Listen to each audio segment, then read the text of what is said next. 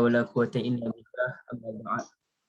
Yang saya kasihi Kak Syida ya sebagai penganjur dan juga ketua kelas.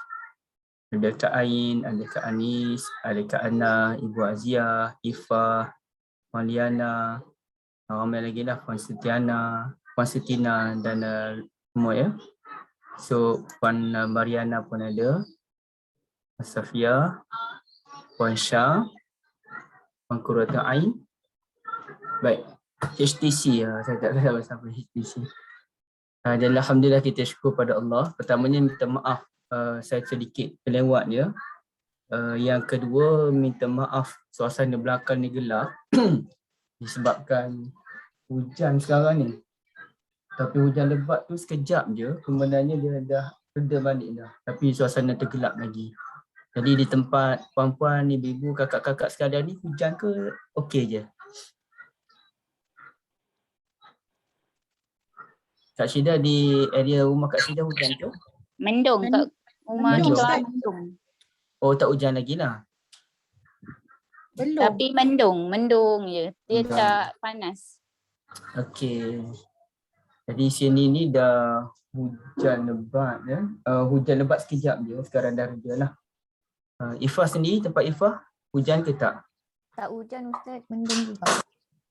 Ifah duduk di mana sekarang? Gombak Ustaz. Oh di Gombak. Okey, hari ini alhamdulillah kita syukur pada Allah. InsyaAllah kita cuba bincang hadis-hadis yang saya sebut pada Kak Syida tentang waktu larangan salat. Tapi sebelum isu larangan salat tu dah ada mukadimah dia dululah. Yang hadis yang saya bawakan di sini kan. Iaitu Subang hujan kata Kak Anis. Kak Anis ni Subang area mana ya Kak Anis? Putra Haid Ustaz, Putra Haid. Ya? Putra Haid. Putra Haid. Ya. Okey. Sekarang ni kita tengok dalam Sahih Bukhari ni. Penazirah Waalaikumsalam. Kitab Mawaqitus Salah, kitab tentang waktu salat, sambungan tentang waktu salat lagi. Bab man adraka raka'atan minal asri qabla al-ghurub. Ya, sebagaimana yang saya sebut pada puan-puan ya, kakak-kakak. Kalau kita baca Sahih Bukhari, benda yang paling penting bukan hadis. Kerana kitab lain pun ada hadis. Ya, hadis itu penting lah, of course lah, hadis penting. Tapi kitab lain pun ada hadis. Muslim pun ada hadis. Tirmizi pun ada hadis.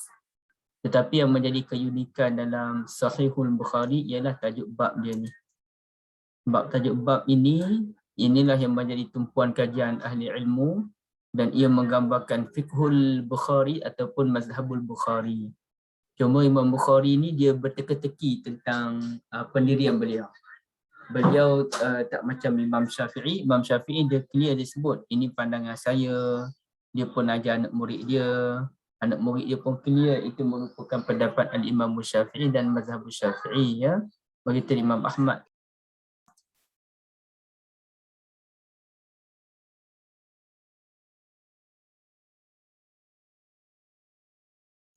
Jadi Imam Bukhari ni beliau tidak menyatakan mazhab beliau secara langsung ya.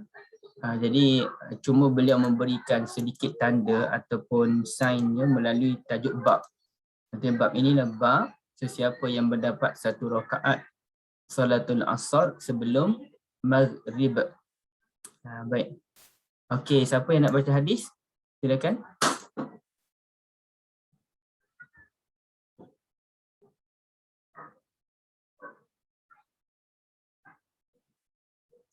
Okey, volunteer baca hadis. Ustaz, Kak Syida cuba boleh? Boleh, silakan. Tapi tak setting lagi di Facebook. Kenapa? Saya seorang je dengan suara Kak Syida perlahan ya. Boleh ke? Tapi saya dah kuat suara saya tadi, saya perlahan. Tapi biasa saya perlahan pun dah kuat. Okey, silakan. Tak bagi awal-awal, kata boleh praktis siap-siap. Tak apalah, bagi awal pun tak praktis pun kot. Saja je. Okey, silakan. Okey, saya macam ni, saya tak nak tegur apa-apa. Boleh tak kalau saya minta Ifah untuk jadi kalau Kak Syida ada kesilapan mana-mana, saya serah pada Ifah untuk ni kan. Baik, baik. Dah lupa dah saya nak baca tu. Al-hada. Bismillahirrahmanirrahim. Hadatsana Abu Nu'man qala hadatsana Puan tertinggal wabihi kola. wabihi qala tak ingat. Ya tulis balik. Wabihi qala. Ustaz boleh besarkan sikit Ustaz? Habis sangat. Kak, dengan Ifah aja. Saya dah mute suara Oh, Ustaz boleh besarkan sikit suara tak? Besarkan sikit dia punya skrin tu. Sebab kecil sangat tak ni sangat. Okay. Terima kasih Ustaz. Bismillahirrahmanirrahim. Wabihi qala hadatsana Abu Nu'man Abu Nu'aim qala hadatsana Syaiban an Yahya bin Abi Kathir an Abi Salamah an Abi Hurairah qala Rasulullah sallallahu alaihi wasallam idza adraka ahadukum sajdatan min salatil asr qabla an taghraba asy-syamsu mana taghrub an taghraba asy-syamsu falyutimma shalah wa idza ya Falyutimma salatahu. Oh ni. Tak mana tadi pas solat tahun ni yutimma salatahu wa idza adraka sajdatan min salatis subh qabla an tadlu'us syamsu yutimma salah.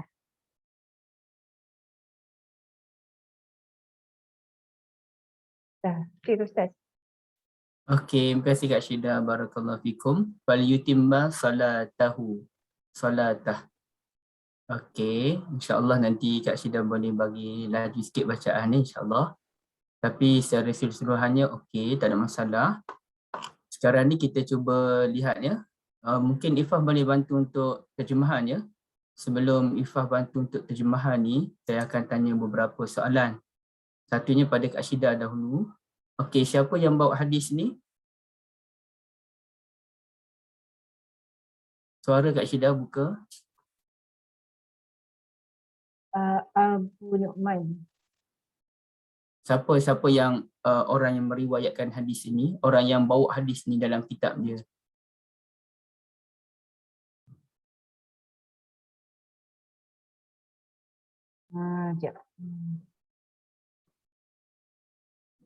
Ini dalam kitab apa Kak Syida? Bukhari. Abu Hurairah. Ini kitab apa? Kitab Bukhari. Bukhari. Imam Bukhari lah Kak. Okay. Kak saya situ tak jumpa lah nama dia. Dah. Okey. Kak Syida, soalan yang kedua, siapa guru Imam Bukhari di sini?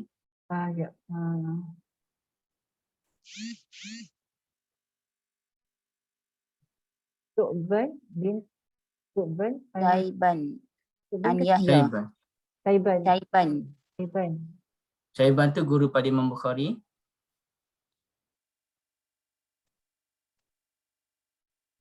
Okay, ada jawapan lain? Siapa guru Imam Bukhari?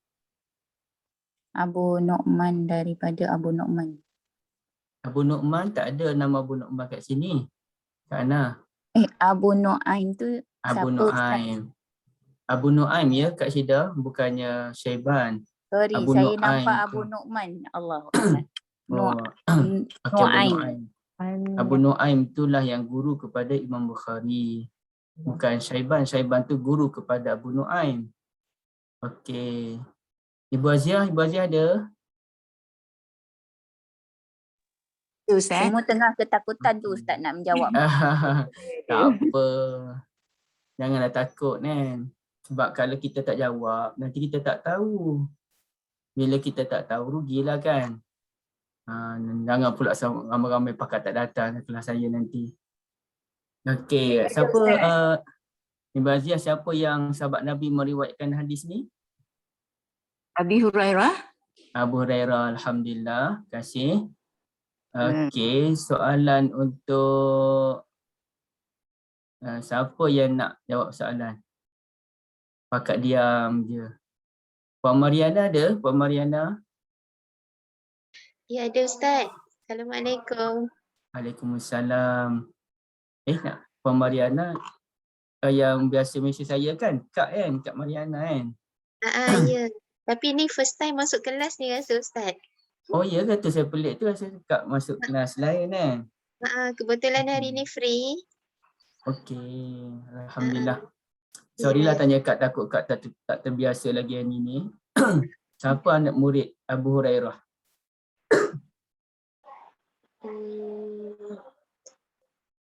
Anak murid Abu Hurairah. Abi Salamah. Abi Salamah, alhamdulillah. Dia betul, tapi Abu Salamah tu bukan sahabat Nabi Ini Abu Salamah kalangan tabi'in. Dia bukan sahabat Nabi. Terima kasih Kak Mariana. Okey, alhamdulillah. Secara umumnya soalan asas tu boleh dijawab. Okey, tapi ni ada satu soalan yang special. Siapa nak jawab soalan special ni? Saja dulu Ustaz. Nanti kita try. Siapa nak try? Kak Anis. Okey, Kak Anis. Tolong bacakan matan hadis. Macam mana tu? Apa? Mana dia satu matan hadis? Matan hadis tu yang mana Ustaz?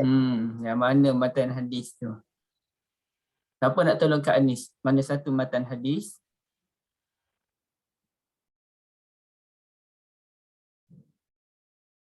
Yang bermula qala Rasulullah. Saya try Ustaz. Okey, silakan. Matan hadis.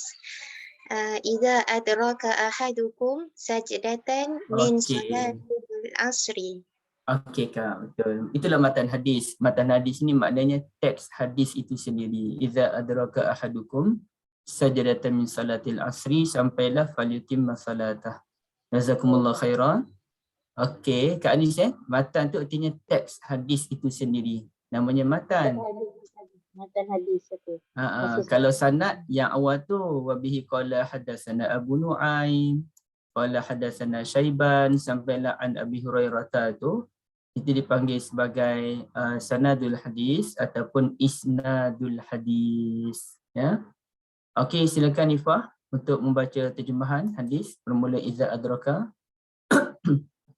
Idza adraka ahadukum sajdatan min salatil asr, apabila salah seorang daripada kalian sempat sujud masa solat asar, qabla an taghruba syams, sebelum matahari tenggelam, falyutimma salatahu, maka sempurnakanlah solatnya. Wa idza adraka sajdatan min salatis subh, apabila sempat satu sujud daripada solat masa tengah solat subuh, qabla an tatlu asy-syams falyutimma salatahu, sebelum matahari terbit sempurnakanlah solatnya. Apa cuba cerita sikit Ifah, apa maksud hadis ni? Kalau solat akhir waktu, kalau dia sempat sujud sebelum matahari tenggelam, kalau untuk solat asar, ataupun matahari terbit untuk solat subuh, dia kira solat biasa, solat adab Ustaz cakap kan. Kalau solat tunai. Kalau masa tunai, kalau dia sempat sujud sebelum sujud pertama, kalau dia tak sempat, dia kira qada, betul tak macam tu? Oh, kalau dia solat masa sujud yang pertama tu tiba-tiba dia dah bangun untuk duduk antara dua sujud, kemudian dia dengar azan maghrib, dah dikira sebagai solat asar tunai, macam tu Ifai? Macam tu kot. Okey. Sebenarnya dia solat ni macam ni, ibu-ibu sekalian ya. Dia solat ini biasa dikenali sebagai rakaat yang kita sebut 2 rakaat, 3 rakaat. Kenapa solat subuh dipanggil 2 rakaat? Rakaat tu artinya rokok-rokok. Bila sebut 2 rakaat artinya ada 2 rokok. Solat subuh dipanggil 2 rakaat kerana ada 2 kali rukuk. Kenapa solat maghrib dipanggil 3 rakaat? Kerana ada 3 kali rukuk. Tapi 6 kali sujud. Maghrib 3 kali rukuk, 6 kali sujud, maka dipanggil 3 rakaat. Dan orang tak sebut solat maghrib 6 sajadat, solat subuh 4 sajadat, solat zuhur 8 sajadat. Orang tak baca sajadat, orang baca rakaat. Jadi bila sebut 2 rakaat je, maknanya rukuk. Tapi akhirnya perkataan rakaat tu dia jadi difahami sebagai step. Ya, bukannya rukuk lagi tapi dia step. Maknanya daripada berdiri sampailah ke sujud. Kemudiannya kita pun sampai sujud yang kedua, kita pun nak bangun yang kedua tu, artinya dah habis step yang pertama. Masuklah step yang kedua pula. Justru kalau solat gerhana matahari kan, solat gerhana matahari sebenarnya ada berapa kali rukuk? 4. 4 kali rukuk kan? Sebab bila kita solat, kita baca Fatihah, kita baca surah, kita pun Allahu Akbar, kita rukuk. Lepas kita rukuk, Sami Allah liman hamidah, kita baca Fatihah balik, kita baca surah balik, kemudian baru kita rukuk. Lepas kita rukuk, Sami Allah liman hamidah, kemudian kita turun untuk sujud. Jadi dalam satu step tu, ada 2 kali rukuk, ada 2 kali sujud. Bila masuk step yang kedua, ada 2 kali rukuk, ada 2 kali sujud. Sepatutnya solat gerhana matahari dipanggil solat 4 rakaat. Tapi orang tak panggil solat gerhana matahari 4 rakaat, orang panggil 2 rakaat. Dengan maksud 2 step. Step ataupun peringkat. Step peringkat yang pertama mula berdiri sampailah sujud yang kedua, itulah peringkat yang pertama. Walaupun dia ada 4 kali rukuk. Okey, baik. Cuma kadang-kadang ya, kadang-kadang ada hadis yang mana menukar istilah daripada rakaah kepada sajadah. Kalau sajadah ni yang tu yang Ifah terjemah sebagai satu sujud. Kalau 2 sujud, sajadatan. Sajadatan 2 kali sujud. Kalau 3 kali sujud, 3 sajadat, 4 sajadat, 5 sajadat ya. Jadi di sini kadang-kadang ada yang Nabi guna sajadah.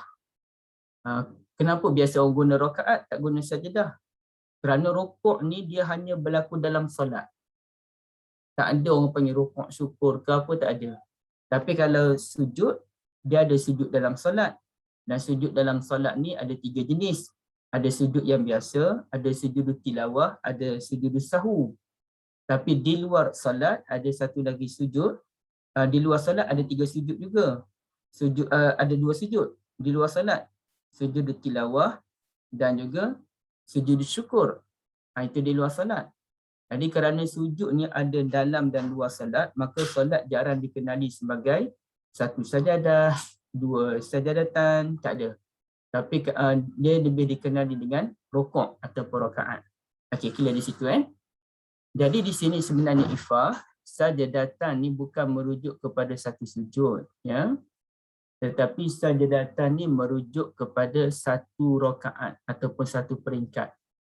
Artinya apabila seseorang kamu dapat 1 rakaat dalam salatul asar sebelum terbenamnya matahari, maka sempurnakanlah salat dalam keadaan salat itu dikira sebagai tunai.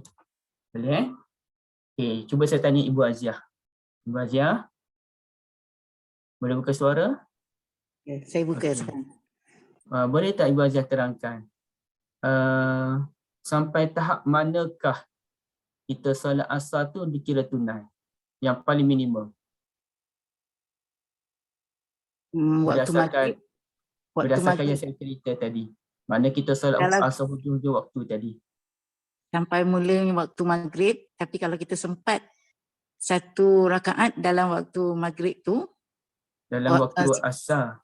waktu azhar, tapi dia Ha-ha. sempat sebelum masuknya waktu maghrib tu, dia kira tunai.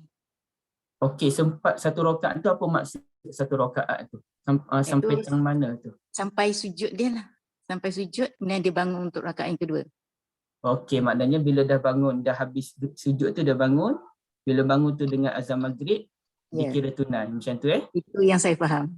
Okey, terima kasih Bazia, betul jawapannya. Jazakumullah khairan. Okey, bermakna kalau Kak Ana, okey, Kak Ana, kalau kita tengah solat asar, na'udzubillah halal ni cerita orang terlupa lah Kak Ana kan.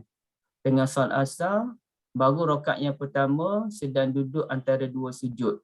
Tiba-tiba dengan solat maghrib. Jadi macam mana dengan solat kita tu? Tak salah Ustaz sebab dah masuk waktu maghrib. Tak sah. Bila tak sah nak buat macam mana? Dia dah jadi, dia kena kodok solat dia lah Ustaz. Mana solat tadi batal lah, dia kena berhenti lah. Teruskan je lah solat tu. Macam mana nak teruskan kalau dah tak sah? Bukan maksudnya kalau tadi kan dia niat solat tunai kan. Tunai. Jadi bila kalau dah azan, dah masuk waktu maghrib tu, solat tu dah tak dikira lah. Tak dikira. Ayat tu saya tak faham tu macam mana. Apa maksud tak dikira? Tak sah lah. Bukan solat tunai lagi lah. Dia dah kena Dikira betul ke Ustaz? kodok. Kodok lah. Tak Tapi tahulah. solat tu diteruskan ke macam mana? Itulah sebab saya tak pernah lagi Ustaz. Oh tak pernah Tak pernah waraknya. lagi dalam hidup. Silap tanya ke Ana orang baik solat waktu Allah. kan. Bukan Ustaz. Tapi tak pernah lagi lah kan. Tak pernah berhadapan situasi tu kan. Okey. Ya saya rasa kita semua tak pernah kot. Cuma mungkin ada sekali dua kali kita terlupa bahawa kita tak solat. Itu pun tak pernah kot berhadapan dengan situasi tengah solat tiba-tiba azan kan. Baik, Betul kalau Ustaz. subuh mungkin ikut kat Ana Cuma sebab kita tak dengar azan. Habis subuh. Itulah. Subuh Pun alhamdulillah ya Allah Ustaz. Subuh ni biasa Ustaz juga. ni Allah bangkitkan tu awal lagi. Alhamdulillah ya Allah. Subuh pun kadang-kadang kita biasa je terlewat. Tapi kita tak tahu bila dah habis. Macam macam asal kita tahu habisnya dengan azan maghrib. Subuh nak azan apa, takkan azan syuruk kan. Okey, baik. Jadi ceritanya dalam bab ini, apabila kita belum lagi selesai satu rakaat, kita tengah duduk antara dua sujud sebagai contoh, tiba-tiba azan maghrib, maka secara automatik, bukannya solat itu tak dikira Kak Ana. Tapi Kak Ana sebut, solat tunai tak dikira. Ya. Makna secara automatik, solat itu bertukar menjadi solat qada, bukan lagi solat tunai. Perlukah kita tukar niat? Tak boleh tukar niat. Automatik dikira solatul qada. Okey, apa beza tu solat qada dengan solat tunai tu Kak Ana? Kodok ni solat yang ditinggalkan lah Ustaz. Dia tertinggal. Sama ada dia betul. Jadi dia apa bezanya dengan solat tunai tadi? Solat tunai pun hujung-hujung juga. Sama je, sama-sama hujung. Cuma satu tu sempat habis satu rakaat. Satu lagi tak sempat habis satu rakaat. Jadi apakah yang bezakan solat tunai dengan solat qada tu? Alah, susahnya soalan Ustaz ni macam. Okey, ada jawapan lain tak? Siapa yang boleh bantu Kak Ana? Fah, tolong jawab Fah. Ganjaran pahala tu Ustaz. Okey, ganjaran pahalanya berbeza. Walaupun yang solat tunai tadi pun dapat pahala tak berapa banyak sebab solat di hujung waktu. Tapi yang solat dia lebih tinggi ganjaran pahala dibandingkan dengan orang yang solat qada kan. Okey, baik. Alhamdulillah selesai bab ini. Tapi ada juga solat yang mana dicadangkan untuk solat di hujung waktu. Okey, solat macam mana tu yang dianjurkan, bukan dianjurkan, dicadangkan untuk solat di hujung waktu tu solat macam mana? Hujung-hujung baru solat. Tak, hari tu ada ajar. Solat suri nama Jamak dia. suri. Okey. Untuk orang yang sakit. Alhamdulillah masih ingat lagi yang jamak suri, maknanya solat zuhur hujung waktu. Habis solat zuhur duduk sekejap, asar kan? Terus solat asar. Ustaz, orang yang sakit je ke ataupun tak kisah siapa-siapa boleh? Orang yang sakit je. Orang Okey, yang betul. sihat ni jangan buat perangai tu. Ya, saya Tapi ingat orang dia zuhur dengan asar, bukan asar dengan maghrib.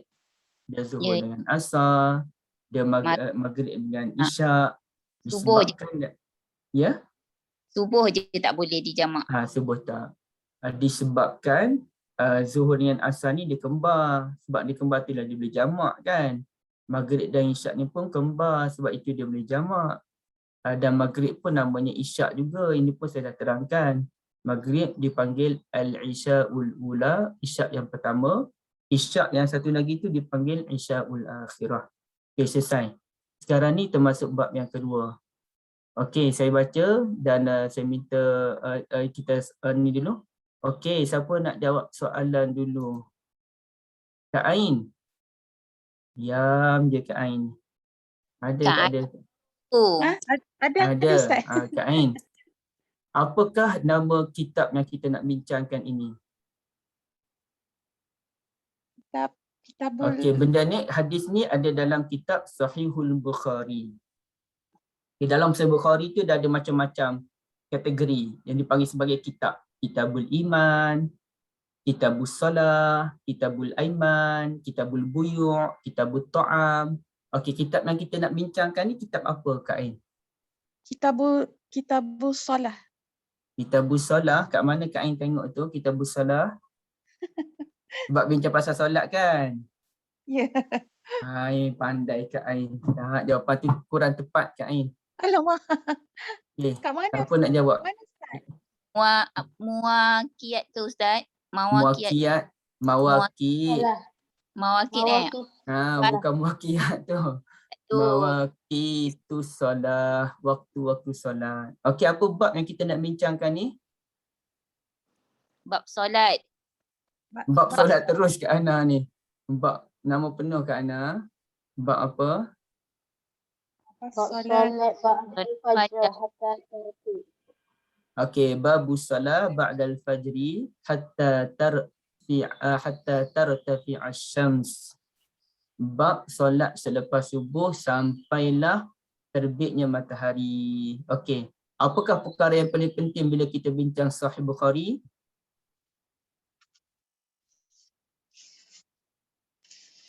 Kita dah terangkan tadi, apakah perkara paling penting bila bincang Sahih Bukhari?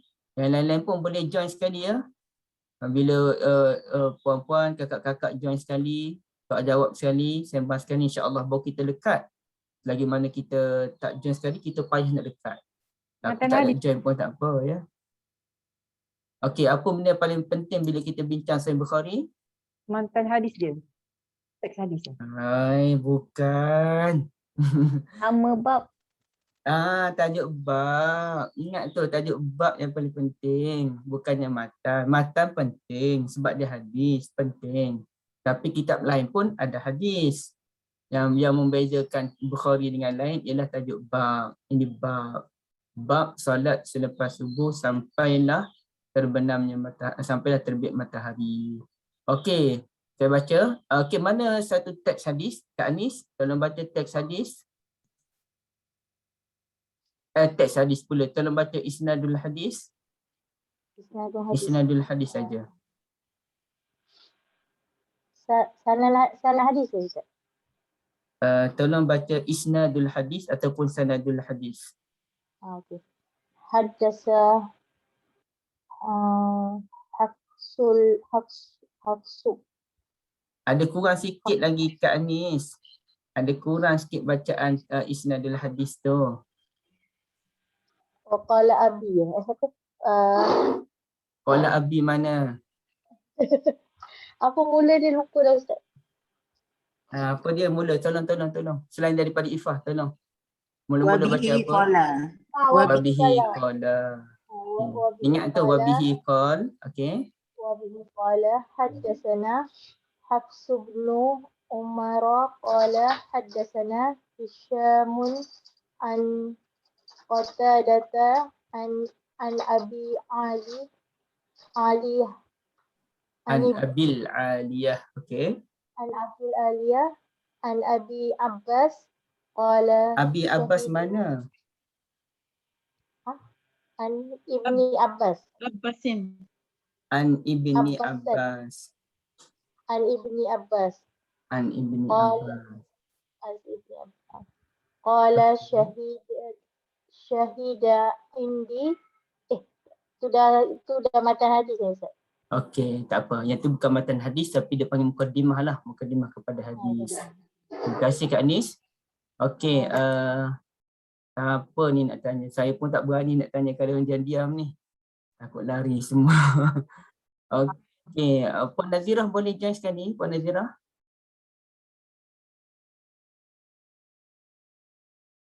Puan Aini Isa? Ramai yang baru join kita Ustaz. Apa jamaah baru. Okey, tak apa kalau tak ni diam je. Saya panggil pun buat diam pun tak apalah, saya faham dah tu. Mana Puan Hadimatun ada? Puan Hadimatun? Puan Hadimah? Ustaz bagi soalan senang sikit Ustaz. Okey, Ya, Ustaz. soalan senang. Puan Hadimah silakan. Apa nama guru Imam Bukhari? Imam Bukhari. Guru Imam Bukhari.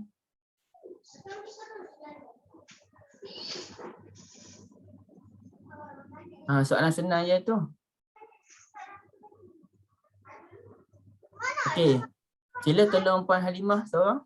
Apa nama guru Imam Bukhari? Umar.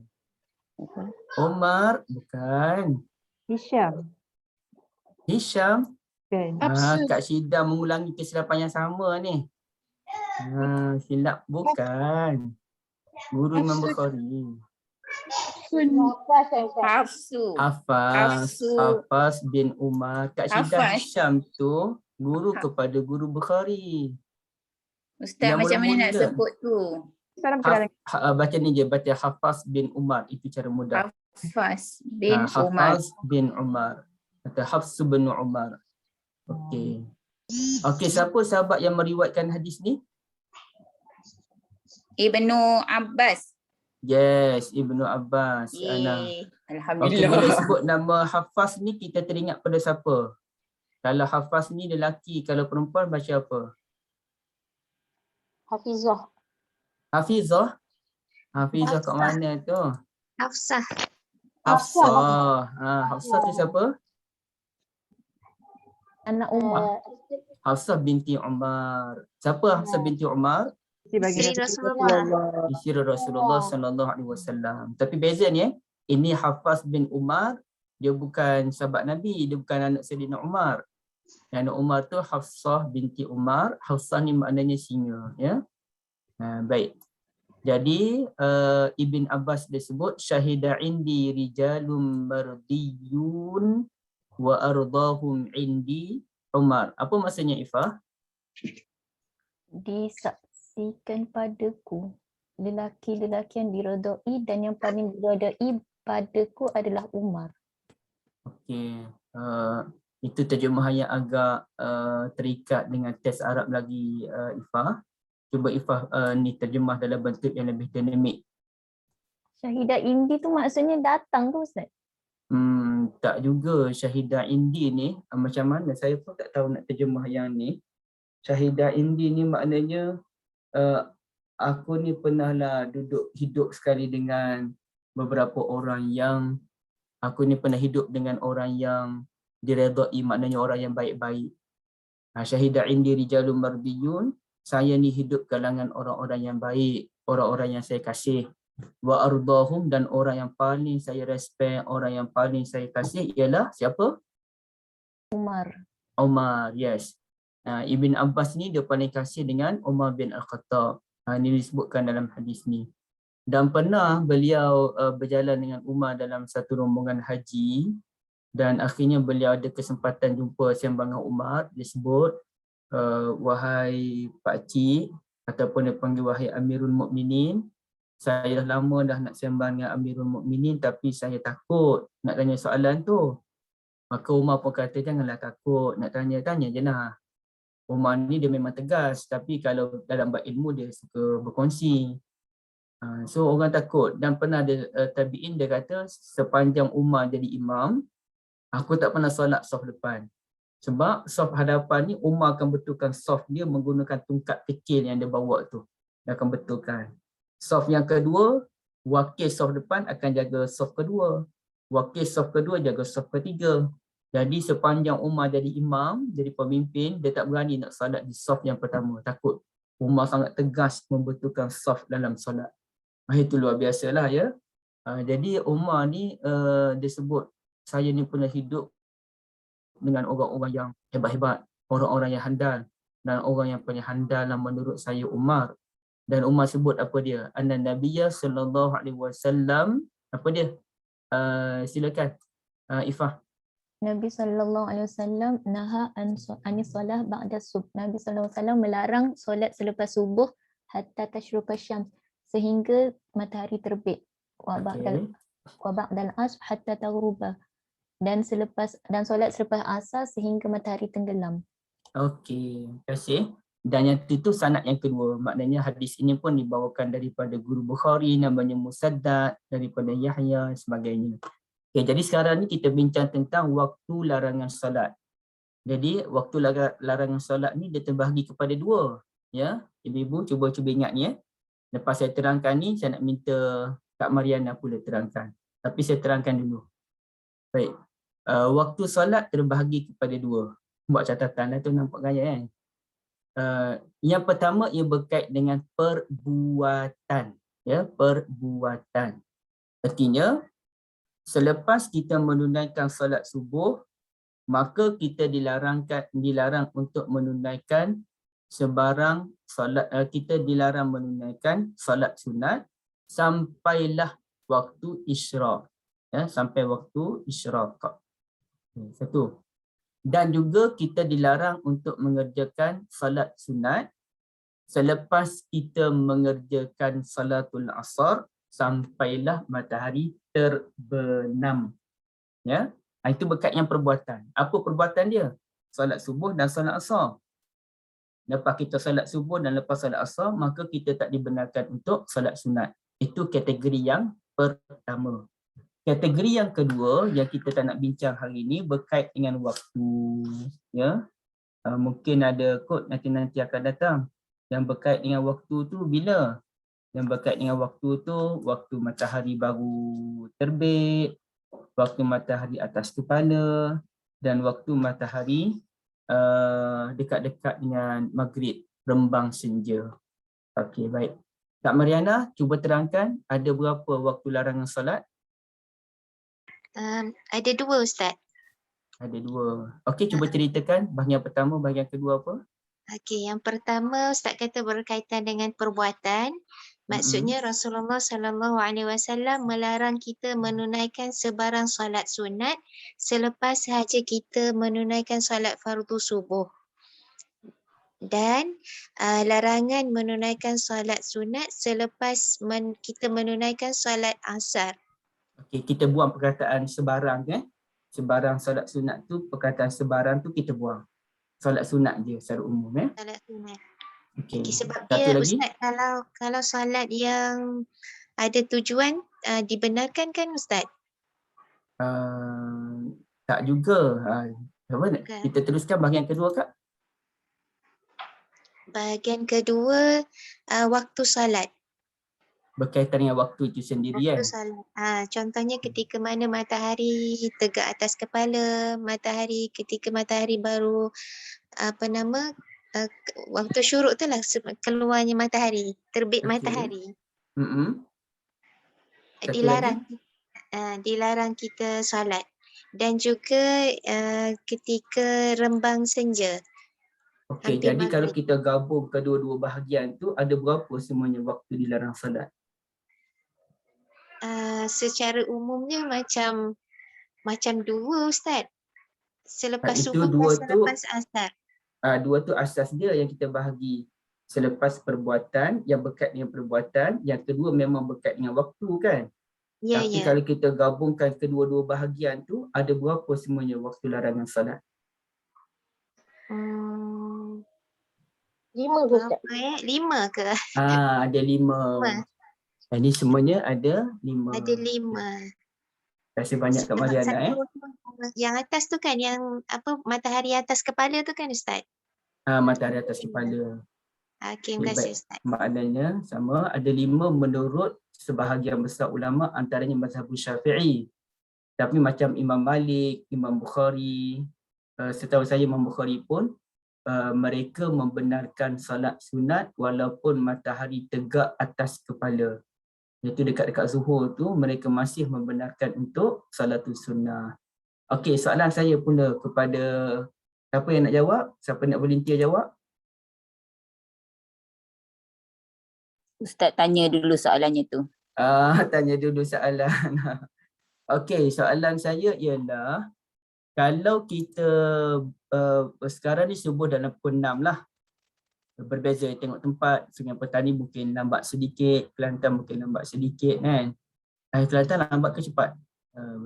Jadi kalau kita bangun pukul 6.30 pagi, ya, kita bangun pukul 6.30 pagi, boleh tak, kita tak solat subuh lagi, boleh tak kita nak solat sunat sebelum subuh pukul 6.30 pagi? Boleh Ustaz? Boleh. Okey, tapi kalau kita dah solat subuh pukul 6 suku dah habis, boleh tak kita nak solat sunat pada pukul 6.30 pagi? Tak boleh. Tak boleh. Okey, terima kasih. Maknanya, walaupun pukul 6.30 itu sama, tetapi ia berbeza daripada aspek, kalau kita dah tunaikan solat subuh, maka kita tidak dibenarkan untuk solat sunat pada pukul 6.30 pagi. Tapi kalau kita belum menunaikan salatul subuh, maka kita dibenarkan untuk solat sunat pada pukul 6.30 pagi. Kerana ia melibatkan perbuatan. Kalau kita dah solat, maka tak boleh. Kalau kita belum solat, artinya boleh. Jadi kalau kita bangun pukul 6.40, boleh tak kita nak solat sunat subuh dulu pukul 6.45 tu? Boleh. Sebelum solat subuh boleh. Dibolehkan Ustaz. Yes, sebelum solat subuh kita solat sunat subuh dulu. Barulah kita solatul subuh. Yang penting kita pastikan kita sempat habiskan solatul subuh sebelum masuknya, sebelum terbit matahari. Kan? So, kena check lah jam. Mungkin sekarang ni terbit matahari 7.10, 7 suku kot. Jadi sempat lagi lah kalau 6.45 kan. Okay, baik. Seterusnya, yang Kak Mariana tanya tadi, solat yang ada tujuan yang tak ada tujuan. Okay, boleh tak? Saya ada tujuan. Tujuan saya ialah saya ni ada hajat yang besar, iaitu hajat, apa-apa hajat lah. Kita ada hajat. Jadi boleh tak kita nak solat hajat selepas menunaikan solatul asar? Sebab Kak Mariana sebut tadi poin dia ada tujuan. Jadi saya ada tujuan tu, iaitu saya nak solat hajat. Tak boleh Ustaz. Tak boleh Ustaz. Tak boleh, kenapa? Solat qada je dibolehkan. Solat qada je Kak Ana kata bolehkan. Solat hajat tak boleh? Tak boleh. Solat jenazah Tak boleh boleh. Ustaz kan? Ikut pada peristiwa kan. Kita solat jenazah dibolehkan kan? Solat jenazah boleh, solat hajat? Solat hajat Tak boleh. itu saya kata tak boleh. Malam-malam kot. Okey, solat hajat tak boleh. Jadi apa solat yang dibolehkan? Lepas kita pada waktu telaran, 5 waktu telaran ni, apa solat yang dibolehkan? Sebab saya tak Tahiyatul masjid. tahiyatul masjid. Okey. Jenazah. Solat Jenazah. jenazah, Wuduk. solatul wudu, Tak wuduk. Qada solat Ustaz. qada solat, Solat gerhana Ustaz? solat gerhana. Ada lagi tak? Okey. Kalau macam tu Ifah, sebab Ifah sebut tadi solat tahiyatul masjid. Dalam pukul 5 petang, saya dah selesai solat asar. Dan saya pun dah boring lah. Saya rasa saya nak dekatkan diri pada Allah lah hari ni. Tapi saya nak dekatkan diri dengan cara solat. Boleh tak saya pun pergilah ke surau atau ke masjid kerana saya nak solat tahiyatul masjid? Boleh Ifah, lah kan? Boleh Ya? Ustaz kan? Boleh kan? boleh. Sebab dia memang masuk masjid. Sebab dia masuk masjid. So bolehlah solat tahiyatul masjid. Okey. Soalan kedua Ifah. Lepas pukul 5 juga tu, lepas habis solat asar, saya pun duduk. Saya rasa Allah banyaknya kekurangan dalam solat saya selama ni. Saya nak cover lah dengan solat sunat sebab solat sunat boleh cover kekurangan dalam solat fardu kan. So saya pun tapi saya nak solat apa dia sebab kan lepas asar kan tak boleh solat sunat. Saya pun dapat idea. Dapat idea. Saya pun ambil wuduk. Pukul 5.30 lah contohnya 5.30 tu saya pun ambil wuduk. Saya pun nak solat sunat wuduk pada pukul 5.30. Dibolehkan ke tak dibolehkan? Boleh Boleh. Sebab apa boleh? sebab dia baru lepas ambil wuduk. Okey, terima kasih Faham. Macam mana jawapannya ibu sekalian? Boleh ke tak boleh dalam kes solat tahiyatul masjid dan solatul wuduk tadi? Boleh Ustaz. Oh, Kak Ain semangat dia kata boleh. Okey, ada lagi tak yang lain? Jawapan lain? Tak boleh dengan niat sengaja Pak Ustaz. Sebab kita dah tahu waktu tu tak boleh solat. Tapi kita nak buat juga. Nak buat juga, degil juga nak buat. Okey, jawapannya ialah tidak dibolehkan kerana kita sengaja berbuat demikian. Sekejap je. Oh. Alamak. Tak apa Ain. Cuba-cuba. Tadi Ustaz kata boleh kan? Sebelum. Dulu pun saya rasa Ustaz pernah cakap boleh. Apa dia semula? Discussion. Tadi sebelum tadi Ustaz kata boleh buat solat wuduk tu. Itu tak sengaja.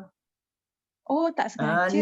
Ni saya sebut contoh tadi tak tahu nak buat apa dan rasa nak solat tapi tak boleh solat pasal dapat idea ambil wuduk untuk solat wuduk.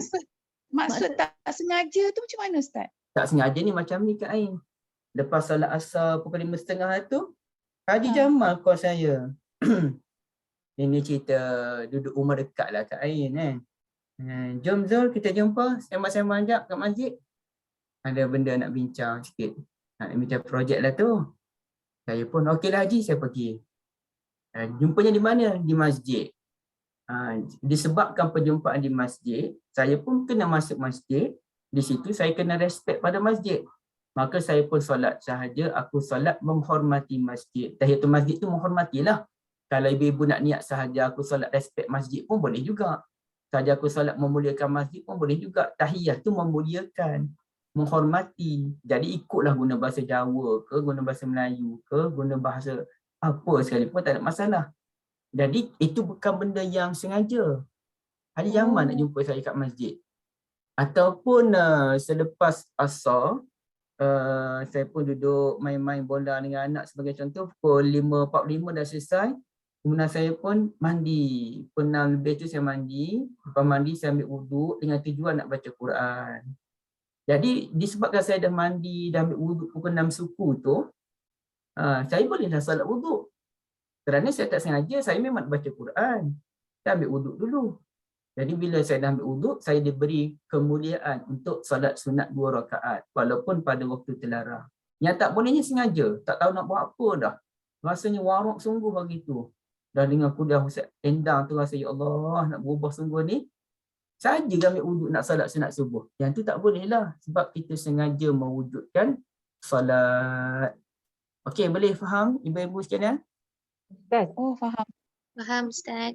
Sekiranya kita terlupa untuk solat wuduk pada waktu solat kita tadi kan, waktu solat kita selepas kita sedar masa lepas solat asar tu kita tengok, oh tadi lupa solat wuduk lah, so kita nak cover solat wuduk selepas tu, boleh ke Ustaz? Tak boleh lah pada waktu terlarang. Solat sunat ni tak ada konsep solat sunat yang qada, kecuali solat sunat tertentu yang istimewa tu, macam solat sunat rawatib boleh qada. Tapi kalau solat sunat yang umum macam tu, solat wuduk pun dia boleh masuk solat yang umum, dia tak boleh qada. Dia ada masa boleh qada, ada juga cara boleh qada, tapi lebih baik tak qada lah, ya, yang terlepas lah. Kecuali kalau kita nak qada pada waktu tak terlarang, kita lupa, tapi pukul 3 petang yang kita lupa tu, boleh lah. Tapi kalau pukul 6 petang baru kita ingat, tak payahlah. Untuk langkah selamat tak perlu, ya. Okey, baik. Ustaz, kalau macam tu, ya, silakan. Ustaz, kalau sunat untuk kita kata lepas sembahyang asar tu kita nak musafir, boleh sunat sembahyang sunat musafir boleh? Kita nak musafir lepas asar? Katalah. Oh, kita contohnya Puan Halimah duduk di mana Puan Halimah? Saya duduk Rawang. Puan Halimah duduk Rawang, nak musafir ke mana Lepas tu nak contohnya? balik Kedah. Lepas tu katalah saya nak balik Kedah. Balik Kedah. Kedah kat mana Puan Halimah? Kedah Sungai Petani. Sungai Petani. Okey, sebelum nak gerak Sungai Petani, Puan Halimah nak solat dulu macam tu. Naklah kata saya solat di Rawang, saya dah solat asar. Lepas tu masa mana saya nak solat musafir tu? Okey, macam ni Puan Halimah Kita perlu tahu apa maksud solatul musafir. Kena faham dulu situ apa maksud solatul musafir. Okey, siapa yang boleh cerita pada kami semua apakah ia solatul musafir yang ada dalam hadis Nabi sallallahu alaihi wasallam?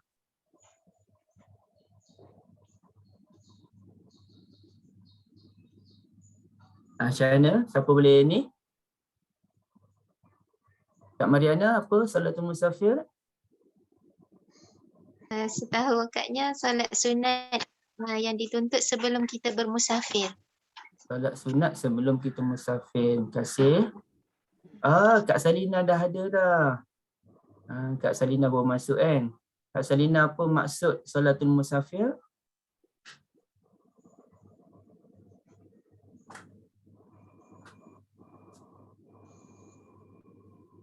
Okey, tak ada jawapan yang lain Pembilmah pun ada. Solatul musafir yang ada dalam hadis Nabi sallallahu alaihi wasallam ialah, okey Bibu dengar solat apabila kita pulang dari musafir.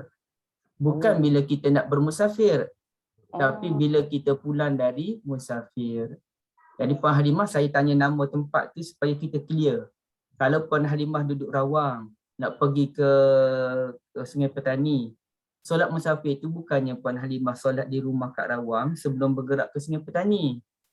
Tapi solatul musafir ni bererti Puan Halimah bila sampai ke tempat dah sampai ke Sungai Petani, duduklah Sungai Petani dalam beberapa hari lepas geram sebab lama tak di kampung ni. Kemudiannya balik semula ke Rawang.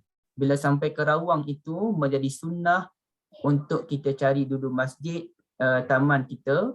Kalau bukan masjid pun kat rumah okeylah, cuma yang terbaik masjid. Kita pun solat sunat 2 rakaat. Itulah namanya salatul qudum minas safar, solat pulang dari musafir. Itu sunnahnya, ya. Dan senang ke payah nak solat 2 rakaat bila balik musafir? Ibu, senang ke payah? Payah Ustaz. Tengok Payah. keadaan Ustaz. Tengok keadaan. Okey, Kak Ai kata tengok keadaan. Kak Syida kata payah. Kak Nis? Senang Payah Ustaz. biasanya. Saya suka solat musafir. Allahu Akbar. Suka lagi. Puan Halimah, senang ke payah? Senang Ustaz. Selalunya on the way Allahu Akbar. tu, kan nak balik tu kan kita pun memang akan berhenti kat masjid mana-mana untuk solat kan. Solat musafir ni memudahkan lah sebenarnya Ustaz. Tak adalah berat sangat. Solat musafir memudahkan. Maksud solat musafir Kak Ana sebut ni solat apa dia maksudnya? Kalau Solat kita yang baru balik musafir, tadilah. Maknanya kita balik dari kampung, kita balik semula ke Rawang, nak solat 2 rakaat tu, solat sunat. Yang tu masuk Kak Ana, mudah. boleh je kan berhenti kat mana-mana. Biasa kan kita sebelum Oh. sampai rumah kan kita berhenti dulu. Okey, makna berhenti di masjid taman ni, maksudnya masjid di tempat kita. Ha. Maknanya bila ibu kata mudah, saya begitu takjub. Wah, mudah. Saya nak buat tak Bukanlah pernah buat. mudah, maksudnya kita Boleh buat. kita dah dalam perjalanan tu Ustaz kan. Sebelum sampai rumah tu kan biasa kita singgah dulu masjid. Bersihkan diri dulu. Tak tahulah macam Kak Nan dengan suami biasa buat macam tu. Sebelum sampai rumah memang akan singgah dulu dekat masjid. Bersihkan diri dulu ke apa, baru Oh, balik bukan rumah. bersih diri kat rumah. Bukan. Tak, bersihkan diri ni maksudnya kita orang singgah solat dulu kat masjid tu. Macam mana nak cakap, kita orang biasa memang buat macam tu Ustaz. Sebelum balik rumah memang kita orang akan singgah dulu masjid. Baru balik rumah. Oh, tapi singgah masjid tu untuk solatnya fardu kan? Sekali lah tu solat musafir kan, kita balik dari bermusafir tu kan. Masya Allah, Kak Ana dah biasa amal lah benda ni. Bukan, suami Kak Ana dia dah biasa musafir. Jadi dia sebelum balik rumah, dia akan ajak kita orang singgah dulu. singgahlah mana-mana Masya surau ke masjid Allah. ke. Masya Lepas tu Allah. jadi dah terbiasa. Patut Dah Kak Ana terbiasa. kata senang. Saya tak pernah buat. Daripada dah lama musafir kan. Dan Alhamdulillah suami Kak Ana dah dekat 18 tahun bermusafir. Jadi kita orang dah terbiasa dah. suami kerja apa Kak Ana? Overseas Ustaz, dekat mana? Oh, suami jadi- kiriman Tuhan dah ni. Tidak lah. Astagfirullahaladzim. Jadi maknanya, Masya Allah, saya sendiri pun tak pernah buat lah secara jujurnya. Dan payah bila saya dengar ibu-ibu, Puan Halimah, Kak Ana sebut mudah. Saya rasa, ya Allah mudah. Saya sama dengan Kak Syida lah payah kan. Mana dia kata mudah? Dalam keadaan penat, letih, nak singgah di masjid, solat 2 rakaat. Aduh ya Allah payahnya. Tapi bila ibu-ibu, sebahagian ibu-ibu kata mudah, ini satu cabaran lah untuk saya yang mengajar ni. Dia kena buat macam mana pun. Okey, Puan Halimah, kita faham situ dulu. Itu salatul musafir. Cuma ada ulama kata, kalau kita nak solat 2 rakaat sebelum musafir tu boleh. Tak ada masalah. Sebab tak ada pun hadis yang melarang. Tapi kerana ia bukan solat yang khas. Artinya solat sunat sebelum musafir ni, adakah dia solat yang khas? Tak. Yang khasnya kalau balik dari musafir. Kalau kita balik dari musafir, contohlah kita kata kita dah solat zuhur dan asar jamak. Tapi sebelum sampai rumah tu kita singgah dulu masjid country homes tu untuk solat 2 rakaat. Ya. Walaupun ia pada waktu terlarang, dibolehkan kerana kita baru balik dari musafir. Tapi kalau kita baru nak gerak, Puan Halimah duduk Rawang, nak gerak ke Sungai Petani, pukul 6 petang nak gerak, pukul 6 petang tu boleh tak nak solat sunat 2 rakaat? Jawabnya tak dibolehkan kerana tidak ada solat khas sebelum bermusafir. Yang adanya ialah solat khas bila balik dari musafir. Yang tu yang ada. Boleh? Boleh jelas Puan Halimah? Boleh Ustaz. Terima kasih. Okey, sama. Solat tawaf boleh tak pada waktu terlarang? Boleh. Boleh. Solat istikharah. Tak boleh. Ya, solat Tak istikharah boleh tak pada waktu terlarang? Tak boleh. Tak boleh. Solat istikharah tak boleh pada waktu terlarang? Macam mana? Asal tak Ustaz cakap tak boleh kan? Maknanya kita lepas asar kita nak solat istikharah tak boleh Tak boleh Ustaz. Okey, baik. Dalam bab ini saya lebih suka ada perincian. Secara umumnya solat istikharah tidak dibenarkan pada waktu terlarang. Itu secara umum. Namun dibenarkan untuk solat istikharah, ada ulama sebut, dibenarkan untuk solat istikharah pada waktu terlarang, contohnya selepas asar, sekiranya kita terpaksa berbuat demikian dalam keadaan mengejut. Ya, dalam keadaan mengejut. Okey, apa contoh dalam keadaan mengejut tu? Iaitu lepas kita solat asar, kita duduk kat rumah, pukul 5.45 tu dapat panggilan telefon. Okey, dapat panggilan telefon, bos call kita. Ni dia kata, Ain. Kak Ain lah. Tapi Kak Ain dah tak kerja kan. Contohlah, dalam Kak Ain kerja dulu. Ain, ni ada ni satu tawaran ni nak naik pangkat tapi kena pindah. Kena pindah kerja tempat lain. Dari Rawang ni kena pindah ke mana ya? Ke Kuantan sebagai contoh. Sekejap. Saya pun ada kelas. Ada kelas. Ada kelas.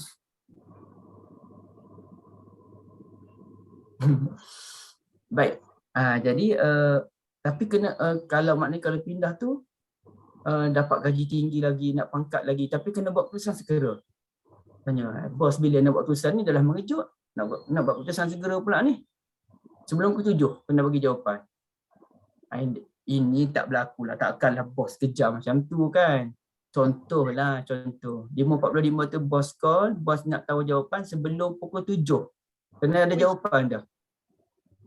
Jadi benda tu tak berlaku. Payahlah nak berlaku. Mungkin boleh berlaku tapi payahlah nak berlaku.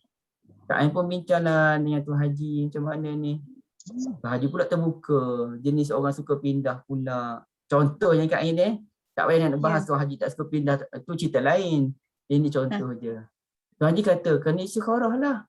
Saya tak ada masalah nak pindah-pindah ni. Okey je, happy je.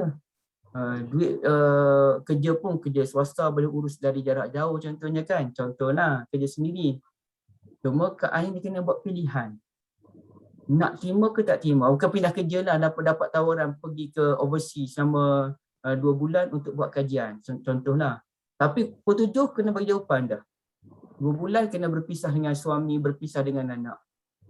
Jadi macam mana nak buat tu? Di peringkat suami okey, peringkat anak-anak mama nak pergi pun silakan, tak ada masalah. Ini untuk kebaikan mama sendiri, buat kajian 2 bulan. Jadi situ kita pun terperangkap. Suami okey, anak-anak okey, tapi kita pun nak kena beristikharah, minta panduan daripada Allah, okey tak okey. Maka di situ kerana kita terdesak, bos nak tahu jawapan juga dalam pukul 7, maka di situlah kita dibenarkan untuk salatul istikharah. Salat istikharah, doa sungguh-sungguh pada Allah, ya Allah, antaranya kita sebut, aku terdesak nak bagi jawapan sebelum pukul 7 ni Allah. Bagilah apa-apa tanda kepadaku. Adakah sesuai atau tak sesuai untuk aku pergi ke sana. Kemudiannya kita pun duduk sekejap sambil menunggu sign daripada Allah Azza wa Jalla. Tiba-tiba je dapat panggilan telefon menyatakan ada masalah keluarga, masalah sekian.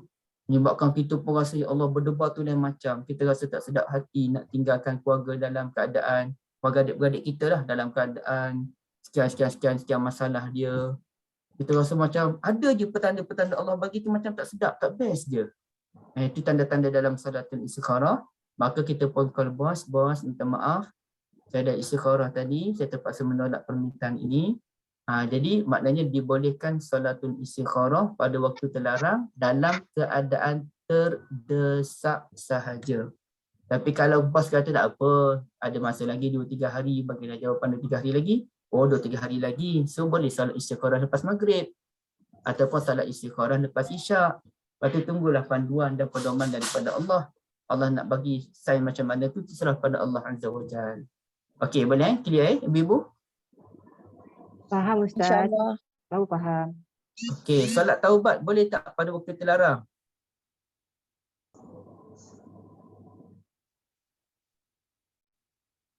Sana ibu, solat taubat pada waktu terlarang boleh ke tak boleh? Dia ada kes ke? Hmm? Kalau ada kes terdesak ke? Kalau Boleh. Kes terdesak macam mana tu? Maksudnya dia rasa macam down sangat kan apa masalah yang dia ada tu. Lepas tu dia perlu nak mengadu dekat Allah. Masa tu, waktu asar, lepas tu asar dan dia solat masa tu. Boleh ke? Apa kaitan taubat dengan down pula ni?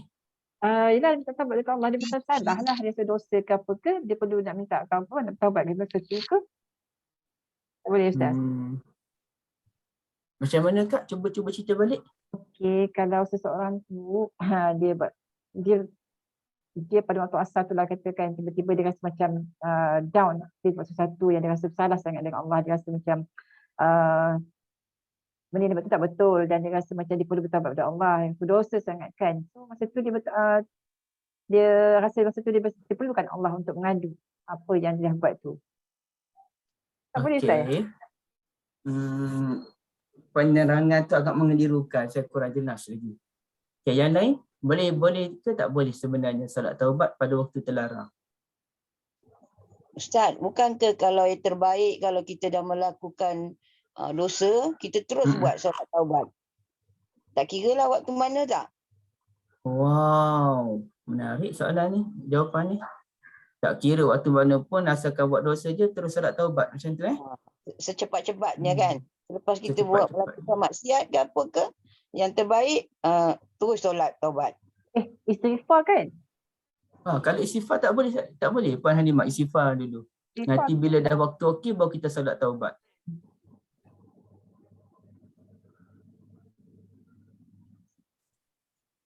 Macam mana tu? Istighfar tu ada jawapan lain?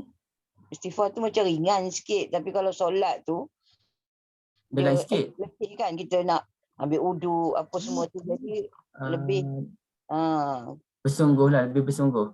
Wah, lebih bersungguh. Okey. Saya terima dulu jawapan daripada Puan Halimah. Terima kasih. Okay, ada lagi tak jawapan lain? Kalau orang tu Ustaz dalam keadaan yang tenat, Ustaz, Dalam keadaan tenat? tenat sakit. Macam Okey. ajal dia nak sampai ke macam tu. Uish, ada nak sampai tenat sakit tak sempat solat dah tu. Fokus pada mengucap istighfar je lah. Tak tahulah, saya terfikir je macam tu. Jawapan Ustaz. Macam Oh, Kak Halina dah muncul dah.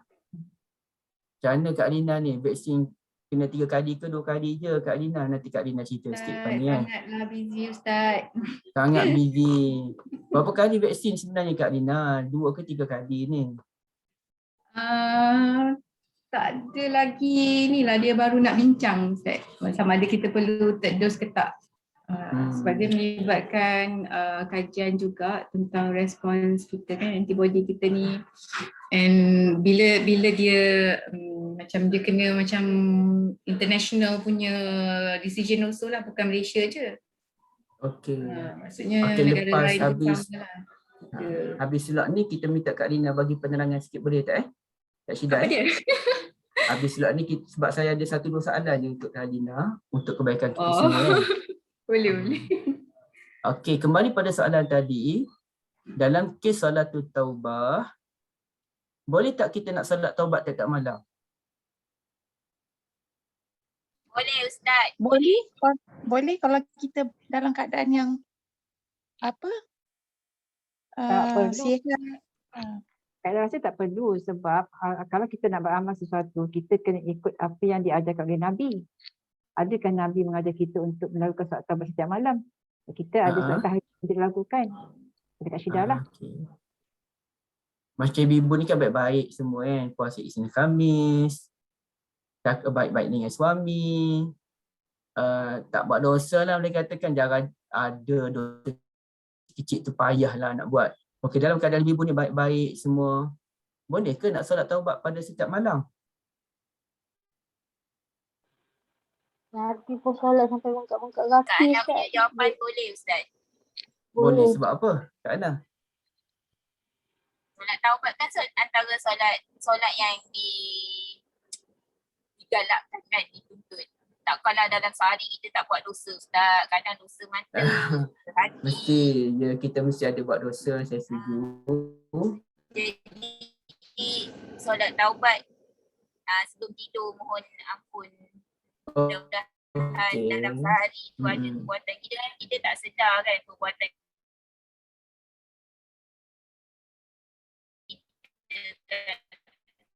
Ada driving tu.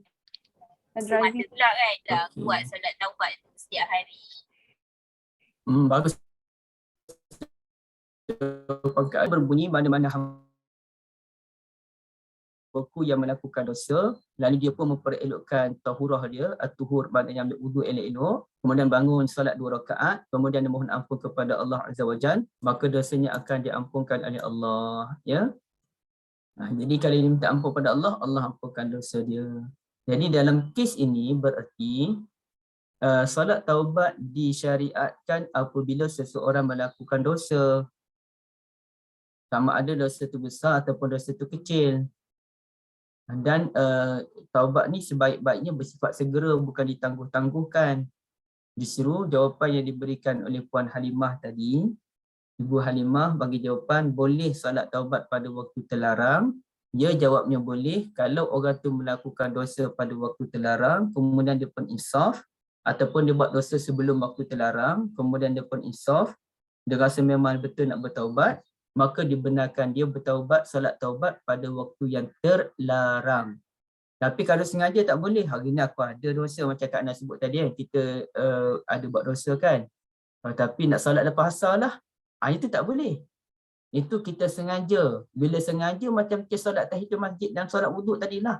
Kalau kita sengaja mewujudkan solat tahiyatul masjid dan wuduk pada waktu terlarang, tak dibolehkan. Tapi kalau dalam solat taubat ni betul-betul dosa tu berlaku pada pukul 4:30 petang. Kalau kita puasa menyesal sangat, tak tahu nak kata apa, jiwa kita kacau, kita rasa resah, Jadi sorry, kalau 4:30 petang tu kita boleh solat taubat sebelah asar kan. Ini berlaku lepas asar. Pukul 5 petang lepas asar tu kita ada buat dosa, kita rasa resah sangat, kita rasa takut sangat, maka kita pun ambil wuduk, dibolehkan untuk solat taubah pada waktu yang terlarang. Tapi jangan sengaja berbuat demikian. Atur dah aku nak solat taubat mesti pukul 5:30. Itu tak boleh lah. Itu sengaja. Ini tak, dia memang berlaku masa tu dan dia nak segera bertaubat. Jadi macam Puan Halimah jawapan tadi, alhamdulillah, betul sangat-sangat ya. Jazakumullah khairah.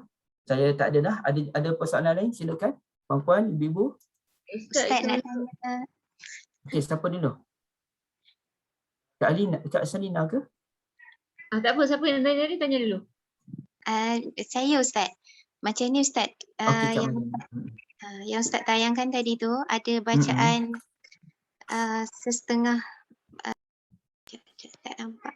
Setengah bacaan, maksudnya lepas solat taubat tu kan dalam Al-Fatihah ada tak bacaan khusus yang dibaca, sebab ada setengah orang dibaca ayat yang Ustaz tayang tu. Wa iza fa'alu fahishatan aw zalamu tu. Itu ayat pendek sangatlah untuk diamalkan dalam salat taubat. Jadi satu ayat tu je macam tak berapa short lah kan. Boleh baca Ambil daripada wasari'u Ustaz. Oh, kalau dia nak ambil wasari'u ila maghfiratin min rabbikum wa jannatin arduha samawati wal ardu u'iddat lil muttaqin alladhina yunfiquna fis sarra sampai ayat wa idza fa'alu fahishatan aw zalamu anfusahum wa hum ya'lamun. Okey, boleh bermula dari wasari'u, tak ada masalah, alhamdulillah. Dan kalau nak ambil bacaan sabiqu ila maghfiratin min rabbikum suratul hadid pun okey. Ataupun boleh baca 4 ayat terakhir surah Al-Hasyr, kerana dalam surah itu dalam 3 ayat terakhir ada pujian-pujian kepada Allah Azza wa Jalla, itu pun sesuai. Ataupun baca 2 ayat terakhir suratul Baqarah, di situ ada doa Rabbana la tu'akhizna in nasina aw akhtana, dan boleh dibaca banyak kali wa'fu anna waghfir lana warhamna, tapi jangan berlagu yang orang tahlil itu tak betul. Wa'fu anna waghfir lana itu tak betul, itu kaedah orang Melayu ya. Baca elok wa'fu anna waghfir lana warhamna, lepas tu ulang lagi ataupun habiskan dulu. Anta maulana fansurna 'alal qaumil kafirin. Allahumma 'fu anna waghfir lana warhamna. Allahumma 'fu anna waghfir lana warhamna, banyak kali boleh. Ataupun baca ayatul kursi pun okey, tak ada masalah, dia ada kaitan memuji Allah. Jadi yang penting kita memilih ayat-ayat yang memuji Allah, ataupun ada unsur doa, ataupun ayat yang Kak Mariana sebut tadi wasari'u ataupun sabiqu, itu semua insya-Allah dibolehkan. Sesuai, dibolehkan tu memang dibolehkan, tapi sesuai. Terima kasih Kak.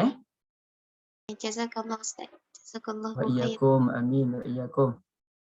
Kak Salina?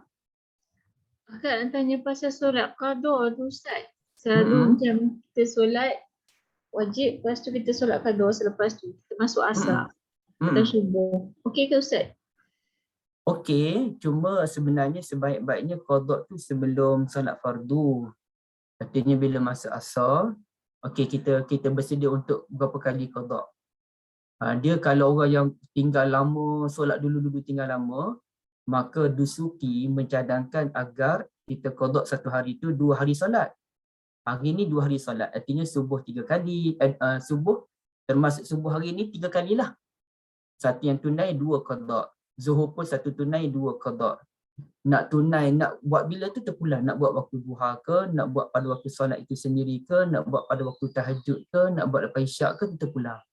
Jadi kalau contoh hari tu Kak, kita memang ada semangat, kita memang yakin lah kita boleh solat asar 3 kali. 1 tunai, 2 qada. Maka sebaik-baiknya kita buat yang qada dulu. Qada dulu 2 kali, barulah kita buat tunai. Tapi ceritanya kalau kita nak buat tunai dulu baru qada pun boleh. Cuma kalau boleh kita ikut kaedah lepas solat asar tak ada solat. Itu paling baik. Tapi kalau nak buat juga solat qada lepas asar, boleh. Nak buat qada lepas solat subuh, dibolehkan. Cuma kalau dapat qada dulu sebelum subuh, itu cantik. Allah A'lam.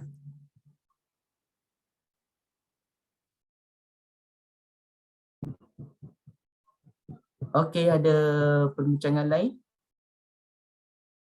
Ustaz, berkenaan dengan solat musafir itu kan? Dengar tak? Ustaz Frozen pula ke Kak Syida punya line tak clear? Dengar je Kak Syida, okey je. Dah okey dah. Okey. Sebab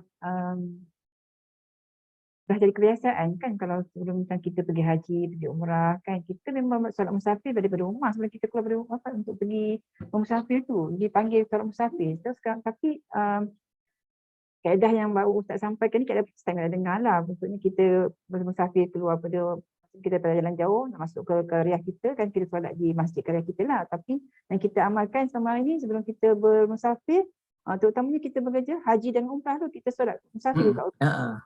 Macam mana Ustaz ya?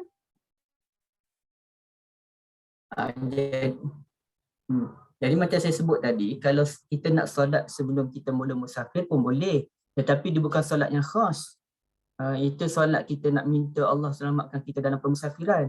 Kerana ia tidak disebutkan dalam mana-mana hadis Nabi SAW. Tak bolehlah kita nak buat pada waktu terlarang. Ya, kot-kot ada, mungkin ada ulama kata boleh, saya pun tak pasti. Kot ada ulama kata boleh. Tapi kita kena ambil langkah berhati-hati. Benda yang tak disebutkan oleh Nabi, kita tak boleh buat pada waktu-waktu sebegitu. Okey, tapi dari Nabi memang kita bila ada hajat kita mohon pada Allah. Tapi ada ke Nabi dulu buat khas solat hajat? Tak ada. Bila tak ada, tak boleh buat pada waktu terlarang. Tapi kalau kita nak buat malam-malam kita ada hajat, kita nak doa pada Allah, waktu lepas zuhur kita ada hajat, kita nak doa pada Allah, silakan. Okey, baik. Jadi dalam kes ini,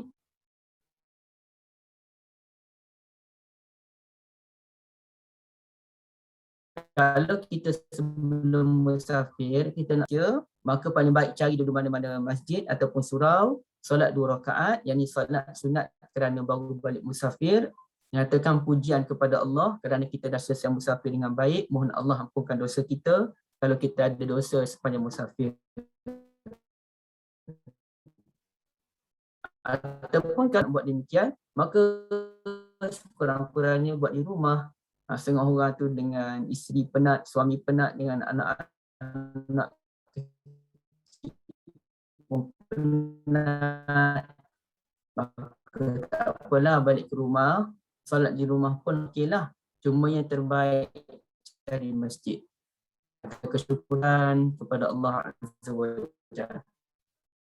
Boleh? Ya, Ustaz, faham. InsyaAllah. Tak buat dengan segera tu kita boleh lambatkan ke Ustaz? Okey, yang tu dia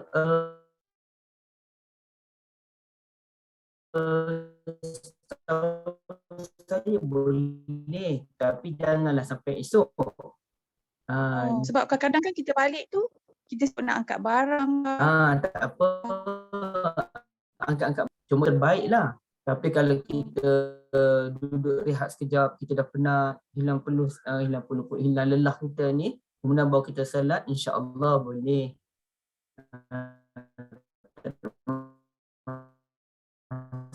Setahu saya tak ada masalah benda tu. Okey, ada yang lain? Okey, kalau tak ada, terima kasih banyak kepada ibu-ibu. Boleh tak Kak Syida kita bagi ruang sikit je pada Kak Halina untuk bagi penerangan tentang vaksin ni? Dan Kak Halina kena jawablah soalan. Kenapa? Ada satu lagi soalan boleh Ustaz? Ada soalan satu lagi. Okey, silakan. Tak, sebab kadang-kadang kan macam kan orang yang baru lepas berkahwin kan dia orang buat solat sunat kan Ustaz? Solat sunat kahwin tu. Solat sunat kahwin pun tak tahu. Nikah. Ustaz nikah. Kadang-kadang kalau dia dah buat macam katalah waktu-waktu sekarang ni kan orang kahwin macam online ke ataupun memang boleh kahwin macam waktu biasa tu dalam masjid ke, lepas tu dia dah buat dah lepas waktu asar Ustaz. Macam mana dia boleh ke buat solat sunat tu? Okey, saya tak tahu wujud ke tak wujud solat kahwin ni sebenarnya. Okey, kita tengok. Sebab selalu ramai solat syukur ke Ustaz? Sujud syukur kot. Sujud syukur ada kot. Tak, dia orang buat solat sunat 2 rakaat. Yalah, atas kesyukuran majlis perkahwinan kan. Dan selamat nikah. Kan. Rumah. Solat dia bersyukur lah. Okey, sekejap saya tengok ni ada fatwa ulama tentang perkara ini. Dia bukanlah semestinya solat itu terus dibuat. Bukanlah solat yang terus dibuat. Tapi maknanya bila kahwin tu, malam tu pun boleh nak buat solat. Kalau solat malam tu boleh solatul jamaah suami dan isteri dan boleh baca. Okey, saya tengok satu lagi fatwa yang lain tentang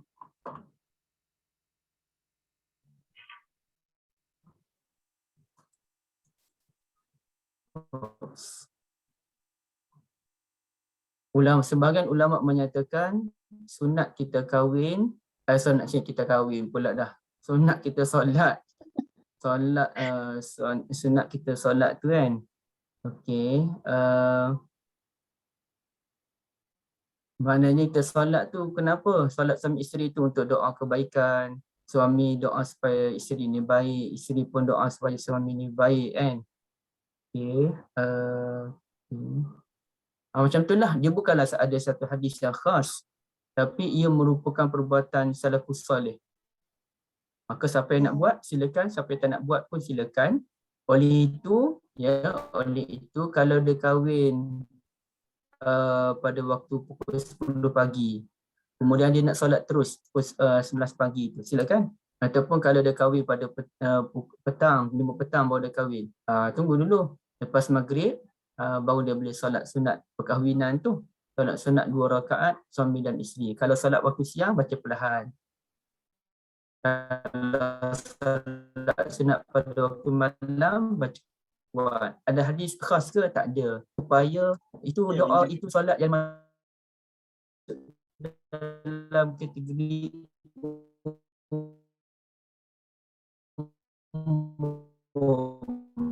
wasta'inu bisabri wassalah ba'da salat. Jadi kita ni mohon sikit. Jadi itulah kita pun salat yang macam tu kan. Okey, so tak payahlah salat pada waktu terlarang. Kita boleh tunda pada waktu malam untuk salat. Pas salat maghrib, salat bersama pula 2 rakaat.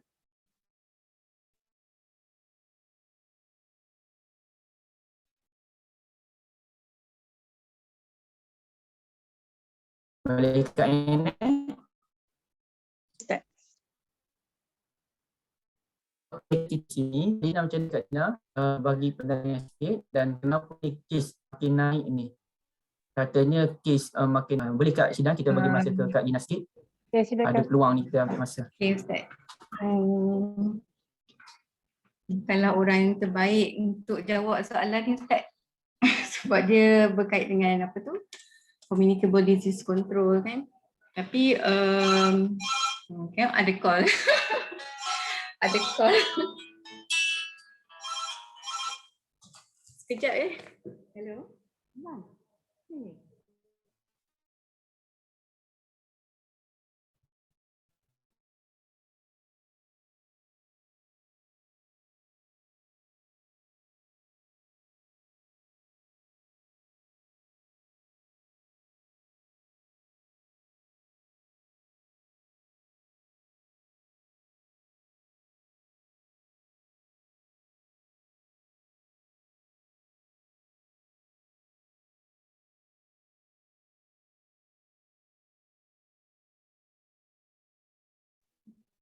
Okay. Dia macam ni, sebab kita punya kes sekarang ni, orang duk kata walaupun dah vaksin kenapa makin naik kan.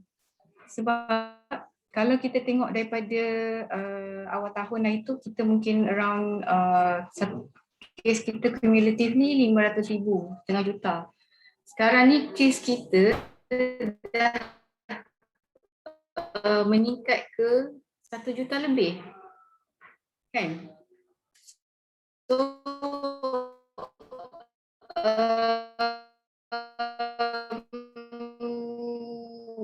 bila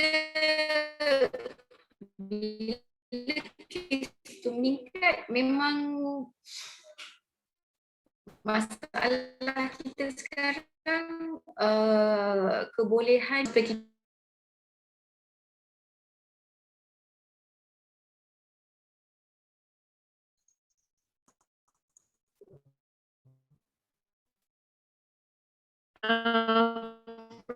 Alina, aku tak gerak. Kak Alina frozen. Oh.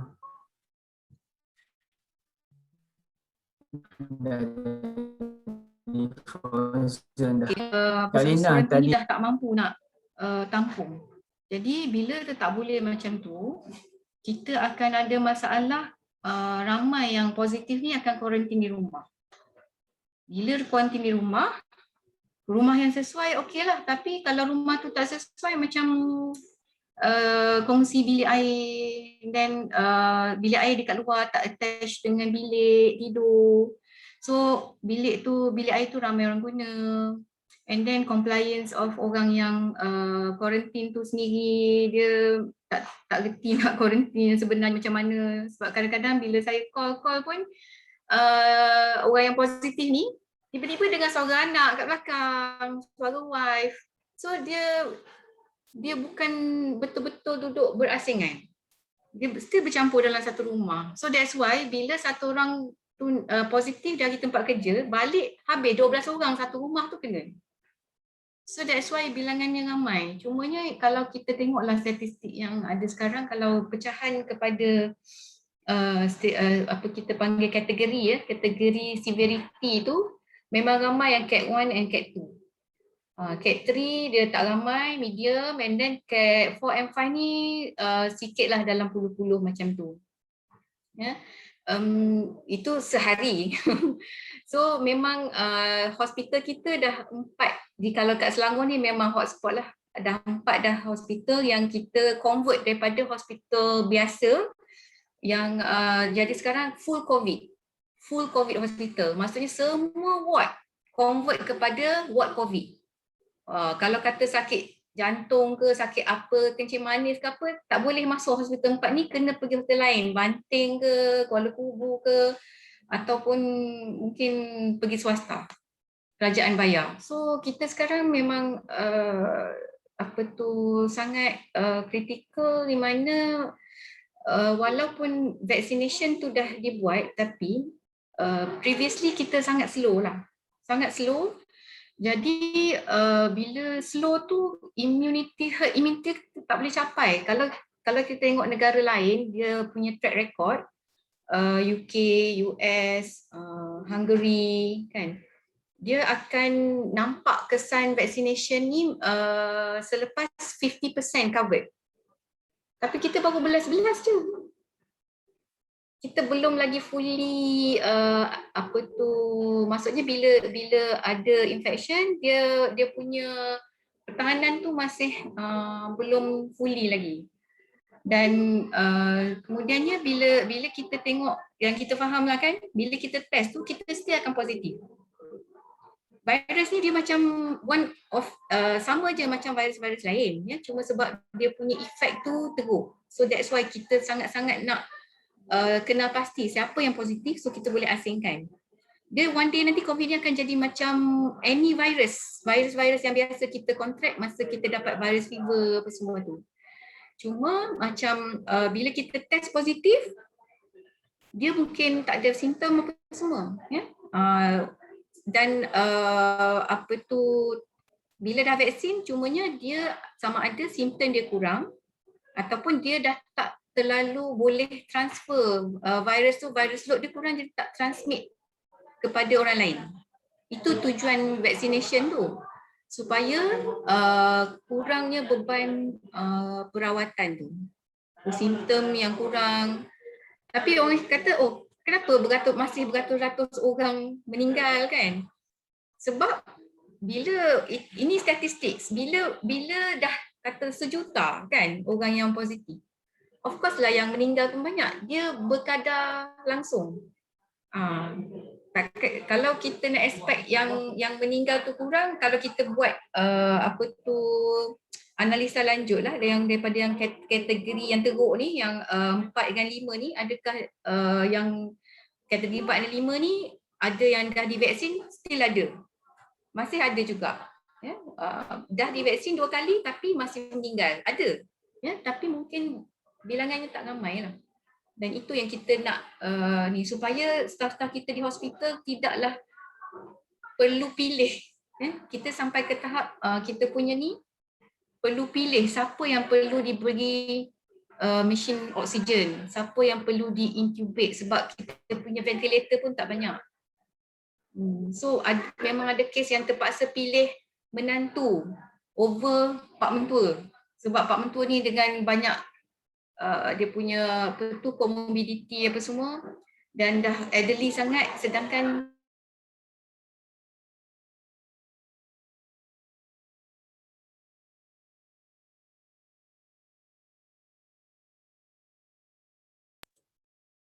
Kak Lina terhenti lagi.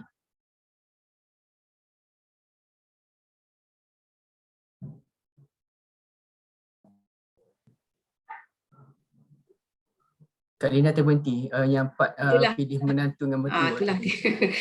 Line kat pejabat ni macam tu lah. So bila pilih menantu.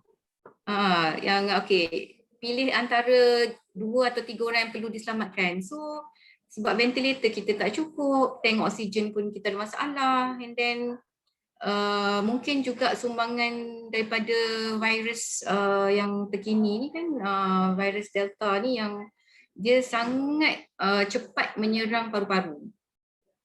Macam dulu tu dia macam berperingkat-peringkat. So innalillahi wa inna ilaihi raji'un, last week sendiri ada 5 orang ex-classmate, ex-schoolmate, ya, kawan-kawan yang sebaya, ada yang adik yang muda lagi pun meninggal. Dia cepat je, daripada mula-mula berita tengok masuk MAEP kategori tu je. Tiba-tiba je dah kena turun cat 3, kena pakai oksigen dan tiba-tiba masuk hospital dan meninggal. Dalam waktu cepat je, macam kita pun tak sangka lah. Dan tak ada sakit apa-apa. Tak ada sakit apa, sihat. So, Allahualam lah, Ustaz, Kak Syida, kawan-kawan semua, dia sebenarnya banyak refleksi lah daripada sini kan, sebab kita ingat kita mungkin terlalu melawan benda ni dan ingat setiap langkah yang kita ambil tu akan menghasilkan natijah yang kita kata slogan kita menang apa semua tu kan, kita mesti menang apa semua, tapi kita mungkin lupa satu lah, kudrat dan irada Allah tu. Kan, kita dengan sains, ya, kita ada teori-teori sains kita, perubatan kita, kalau kita rawat macam ni, kalau kita bagi vaksin sepatutnya macam ni, tapi datang pula varian, lepas tu yalah, kita sebenarnya tak ada kuasa sebenarnya, Allah yang maha kuasa. Tak tahu saya. So apa jalan keluar tu kita tak boleh nak kata for sure, ya, tapi yalah, kita cuba sedaya upaya, sebab bila kes terlalu banyak macam ni, vaccination pun dia tak akan nampak efek dia. Kalau macam dekat overseas apa semua tu, macam tengok dia orang pun dah tak pakai mask apa semua kan. So kita belum sampai ke tahap itu lagi lah. Dan mungkin satu yang special buat Malaysia ni, kita punya foreigner banyak, and saya pun tak tahu whether dalam population yang 37 juta tu, foreigner tu termasuk tak dalam denominator tu. So kalau kata kita dah capai 20% lah kata vaccination overall Malaysia, kes yang kita ambil ni still direkod untuk yang termasuk yang foreigner, tapi vaccination punya pool, adakah kita masukkan foreigner ni ke tak? Itu satu lagi, bila one side kita still report positive case tapi foreigner juga yang ramai, population kita masih kita totally untuk yang ada IC saja. So dekat situ masuk Lina, masuk. Berbeza. Ya?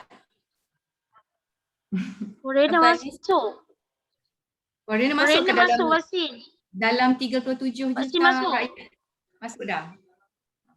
Masuk vaksin dah yang aku tahu Sebab foreigner pun helper biasanya semua pergi vaksin tu dia. Orang Indonesia. boleh. Boleh daftar Mas Jatra, tapi dalam population data kan, population data kita yang target 70% tu out of 37 million population Malaysia. Masuk tak foreigner? Foreigner kita 4 juta. Tapi dia orang boleh dapat vaksin. Kau bukan terkejut. Malaysia bagi vaksin pada foreigner kan? Terpaksa sebab sometimes dia orang ni yang macam, bukanlah nak tuduh ni apa kan, tapi kalau ikutkan dekat kilang-kilang yang dulu pun sampai sekarang pun Top Glove, kluster teratai, kluster mana-mana tu, dia orang ni bercampur dengan pekerja yang lokal yang duduk rumah sendiri, bawa balik dah jumpa dekat ni kena, lepas tu bawa balik rumah dan infect keluarga sendirilah, mak ayah apa semua. Masih berlaku. Tapi masalah kita sekarang, kita dah tak ada kluster. Kita dah susah nak kesan sebab dia dah sporadik. Sporadik ni means kita tak tahu benda tu dari mana. Kan? Tiba-tiba je, saya tak pergi mana-mana pun, saya di rumah je. Pergi kedai 99 kejap, pergi kerja sekejap, pergi pump station, tiba-tiba balik positif. Itu nama sporadik. Kita tak boleh nak sekat buat PKPD ke apa ke sebab tak ada kluster. Itu lagi satu yang susah lah kita nak kawal lah. So sekarang ni kalau positif je memang kita dah tak ada apa-apa buat, pakai gelang dah tak ada dah. Kalau ada tak ada simptom, duduk kekal di rumah. Kalau ada simptom, datang CAC. Itu je rule dia sekarang. CAC treatment. So kita dah pencegahan dah tak boleh nak buat. Kawalan dah tak boleh nak buat. Kita hanya boleh rawat je. Jadi pencegahan tu maksudnya sendiri-sendirilah buat. Yes, kita memang self-regulate dah sekarang Kak Selina. Kita dah tak boleh nak depend, KKM tak call lah, mana ni tak tahu apa nak buat. Dah tak ada excuse macam tu dah sebenarnya. Kita dah setahun dah, kita dah tahu dah macam mana kalau kita positif apa perlu kita buat. Tapi kalau ada yang masih degil, positif tapi still nak keluar kerja, kan? Still nak pergi merayau. Dulu pun ada yang positif pakai gelang tapi pergi hospital. Benda-benda macam ni lah yang susah nak bagi penerangan. Ani dah ke second dose hari ni? Belum 28. Oh 28. Halina, kalau yang close contact, lepas tu dia buat swab test dan swab test tu negatif. Tetapi macam yang Delta ni, dia buat swab test memang negatif kan? Itu sebabnya depends kepada test kit tu juga. Sensitivity test kit tu. Kena tengok test kit yang mana. Lepas tu, dua hari ataupun pada hari yang sama tu, dia dapat result negatif. Kemudian pergi ambil vaksin dos kedua. Itu bahaya kan? Maksudnya kalaulah dia positif, dia pergi ambil vaksin lagi, dia akan jadi lagi teruk, betul tak? That's why kalau ada benda macam ni, better buat PCR, jangan buat RTK. PCR tu yang masuk lab tu. Yang RTK ni yang rapid test tu yang tunggu 2 jam dah boleh tahu result kan. Selalunya dia selalu false negatif tu kalau yang rapid tu. Tapi kalau Delta tu, dia tak reliable dia buat sangat. PCR pun dia negatif juga kan? Dia memang kalau dah, sebab dia terus masuk baru-baru kan, dia tak duduk di tekak, dia tak duduk di, betul tak? Yang itu saya tak pasti, tapi dia walaupun dia attack baru-baru, tapi dia mesti ada juga dekat our airway punya ni sepatutnya. Yang tu saya tak pasti sangat Kak. Jadi sepatutnya kalau sesiapa pun yang ada close contact dengan sakit COVID, lepas tu patutnya, dia pergi buat walaupun dia negatif, dia kena tunggu juga 10 hari sebab dia kuarantin tu tempoh berjaga-jaga. Sama ada dia false positif ke tak ke, kalau dah lebih 10 hari then okey. So that's why bila siapa yang close contact walaupun negatif, kita advise jangan datang PPV, jangan keluar rumah. Memang kena self quarantine, hari ke-11 baru boleh pergi PPV atau buat apa-apa lah. Okay, kalau macam tu vaksin yang kalau patutnya dalam tempoh quarantine tu dia kena ambil vaksin yang second dose. Lepas tu macam mana nak buat tu kalau macam kena bagi tahu dengan pusat vaksin dan cancel tu? Gap di antara dos 1 dengan dos 2 ni ada dia punya ni. Contoh kalau Pfizer dia dalam 41 hari. So katalah dia dah ni 21 hari kan. So dia dah positif berapa hari tu, dia ada lagi 10 hari untuk catch up balik.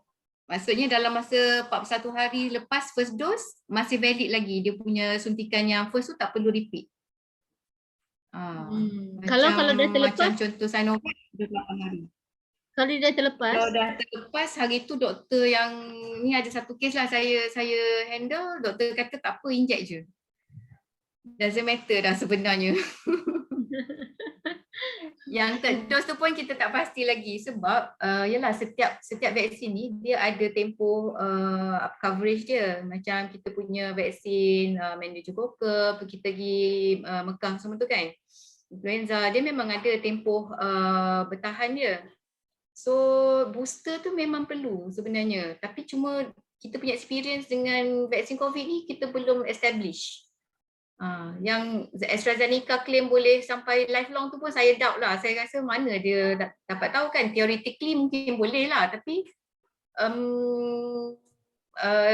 kita belum cuba pun vaksin ni sampai beberapa tahun pun kan, baru setahun lebih macam tu. So experience kita masih peringkat awal sangat nak concludekan apa-apa lah. Tapi memang booster tu memang kena ada. Walaupun dah 2 kali ni, memang akan ada kali-kali yang keberapa. Mungkin bila virus ni dah tak berapa banyak and then semua macam dah kita dah herd immunity semua tempat, kita boleh buat macam yearly ke apa, macam influenza vaksin kan yearly.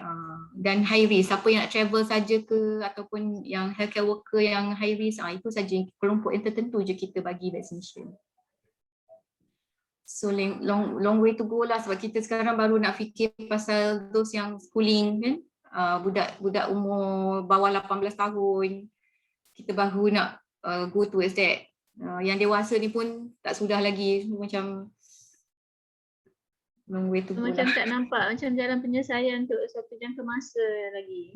Kita yang saya boleh kata sekarang, kita cuba je mana yang kita rasa boleh dan kita tunggulah outcome dia cepat atau lambat. Tapi bila hasil tu tak menyebelahi kita jangan kecewa lah. Sebenarnya itu yang saya kata tadi, Allah nak tunjuk kat kita sebenarnya kita ni tak ada kuasa. Allah yang maha kuasa. Sepandai mana pun kita kan, mungkin kita dah 3 kali dah Allah, 3 gelombang dah kan. Tapi mungkin macam kesedaran kita masih belum dekat tahap yang boleh menatijahkan satu yang kita boleh menundukkan diri kita balik ke hadapan Allah kan. Sebab kata-kata kita tengok orang masih rasa diri tu masih ada ni lah, kata okey kita berjaya, oh kita lah yang ni semua kita kan, tak ada pun macam rasa nak syukur, thankful to Allah. Macam pernah saya highlight kat siapa ya, dululah masa COVID, bukan COVID, MH370 kan, masa tu tiap-tiap hari kot pasang Al-Fatihah, ayat Quran kan. Tapi sekarang macam tak ada pun. Paling-paling pun baca doa apa ni? A'udzubika minal baras wal junun wal juzam, tu kan, tu je kat TV. So apa yang Allah nak daripada kita ni, kita kena muhasabah banyak sebenarnya. Dan dia suruh pause. Even dia suruh pause dan tenung balik kita punya kehidupan ni selama ni kita busy sangat dengan apa. Dan kita sebenarnya nakkan normal life kita balik tu untuk buat apa? Kan? Untuk kembali kepada apa? Nak boleh tengok wayang semula, nak pergi shopping semula, nak pergi berkonsert, apa? Mungkin bagi kita, insyaAllah lah dalam jemaah kita ni, kita rasa nak ke masjid kan. So mungkin sekarang ni kita tengok balik family kita, anak-anak kita yang duduk di rumah. Dulu dia orang asrama, sekarang kita tengok perangai masing-masing. Itulah dia anak kita yang kita didik berapa tahun kan. Kak Syida Ustaz Nazri ke gitu. Yang Ustaz Endang kan. Ustaz Endang. Memang Allah bagi peluang ni. Allah bagi peluang untuk kita tenung balik lah. Pandang balik. Kan, sabar. And then, even sebenarnya tak tahulah, ini saya punya bos saya punya bos ni doktor. Dia kata, Halina, saya dengar Ustaz cakap mungkin wabak ni sebenarnya Allah nak bersihkan muka bumi. Wallahualam. Kan, dia kata mungkin sebab kita nak Allah matikan orang-orang yang Allah takdirkan meninggal ni, mungkin sebab itu yang terbaik bagi dia orang at this point dia meninggal, so that bila Dajjal keluar nanti, na'udzubillah, mungkin dia tak tahan dengan ujian tu, so it's better untuk dia pergi sekarang. Itu sampai ke situ pemikiran bos saya pun okey. Saya tak tahulah, ulangkan kita fikir sendirilah, adakah benda tu something yang kita boleh make a point. Tapi whatever it is, kita just ready. Kalau Allah kata kita meninggal, kita akan meninggal lah kan. Kalau sebab COVID lah. Sebab kita apa-apa pun yang kita takut ni, kita takut mati ke apa. Kita fikir balik kan, kita takut apa sebenarnya COVID ni kan. Kita takut kita mati sekarang sebab tak ready, is it? Ataupun apa? So kalau kita takut macam tu, kita ready kan je diri kita. Wallahu a'lam. Halina, at this moment kan, keadaan terkawal macam mana ya? Keadaan sekarang. Sebab mana-mana rata-rata kita pergi pun kan memang everyday dekat country home ni kan. Hari-hari ada kematian, malam ada kematian, the day before ada kematian. So memang kematian tu memang orang kata nak tak nak macam kita, macam grup kita lah, grup standby mode kan. Kematian tu macam standby mode yang kita sekarang ni kan. Dia akan berlaku bila-bila masa je kan, kita tak tahu siapa dia. Kita tak keluar rumah pun tapi tak tahu orang tu dah kena, orang dia kena kan. So keadaan sekarang ni macam tengok macam tak terkawal tu, macam mana kita nak keluar rumah, macam Kak Syida nak malam. Dia memang makin dekat lah saya rasa, sebab bila dah orang yang kita kenal tu makin ramai yang meninggal, yang kena meninggal ataupun intubated, maksudnya dia dah makin dekat lah. Ya, dan tak ada macam tanda nak mengurang pun. Lately ni jadi 17,000 dan kita punya estimation pun boleh sampai 20,000 sehari satu masa nantilah. So itulah yang saya kata tadi, kalau siapa yang masih macam merasa tak ada peringatan tentang kematian sekarang ni, itu memang tegar lah saya rasa kan. Sebab macam kawan saya yang saya sebut tadi tu, hari ni dia sihat, dalam masa berapa hari je meninggal terus. So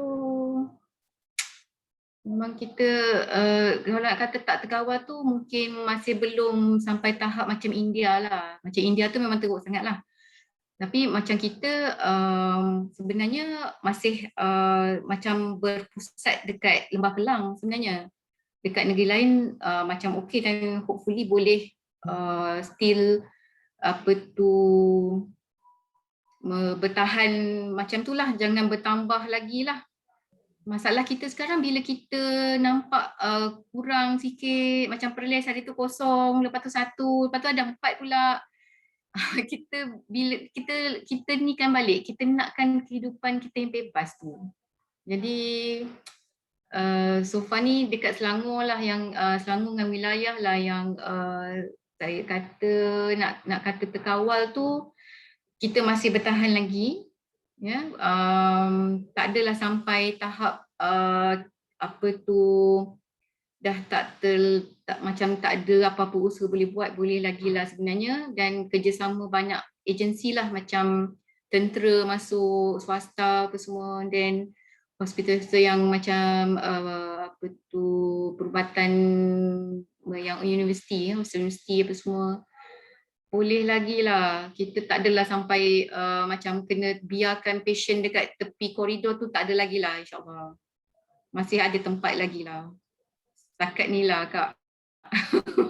Kita kadang-kadang viral kan dengan apa share-sharekan macam rakaman-rakaman video tu, kadang-kadang benda-benda tu yang kita fikir macam baik juga benda macam tu kan, so kita kena tabayun juga lah dengan berita-berita macam tu. Ustaz pada Saya rasa macam yang itu macam video tu memang tak patut lah, tapi itu memang benar berlaku. Cumanya dia baru sahaja macam contoh dekat Hospital Kelang kan, dekat sini je memang banyak pasien yang terpaksa diletak di bawah apa tu foyer A&E. Masa tu memang baru saja bilangan pasien tu dah tak boleh nak ditampung dekat dalam. So tindakannya apa? Tindakannya buka ward lain. Buka ward lain convert semua. Ward pediatrik buka jadi COVID, ward psychiatric, ward ortopedik semua tukar. So benda tu boleh ada solution, tapi viral tu sempat diambil lah gambar kan. Yang dekat apa tu bilik mayat pun bergelimpangan tu, it's about time je sebenarnya ada tindakan lepas tu. Ambil beli 8 container yang apa tu freezer. So saya rasa benda-benda macam ni bila kita tengok tu stop lah, jangan viral. Kesian kat KKM. Kesian pengarah hospital semua fikir tak tidur siang malam nak buat solution, tapi bila ada je satu tu dia jadi dah macam satu pening kepala dah nak layan. So diorang kat kesihatan apa semua viral, penduduk bantah buka CAC apa semua, biarlah, lantaklah.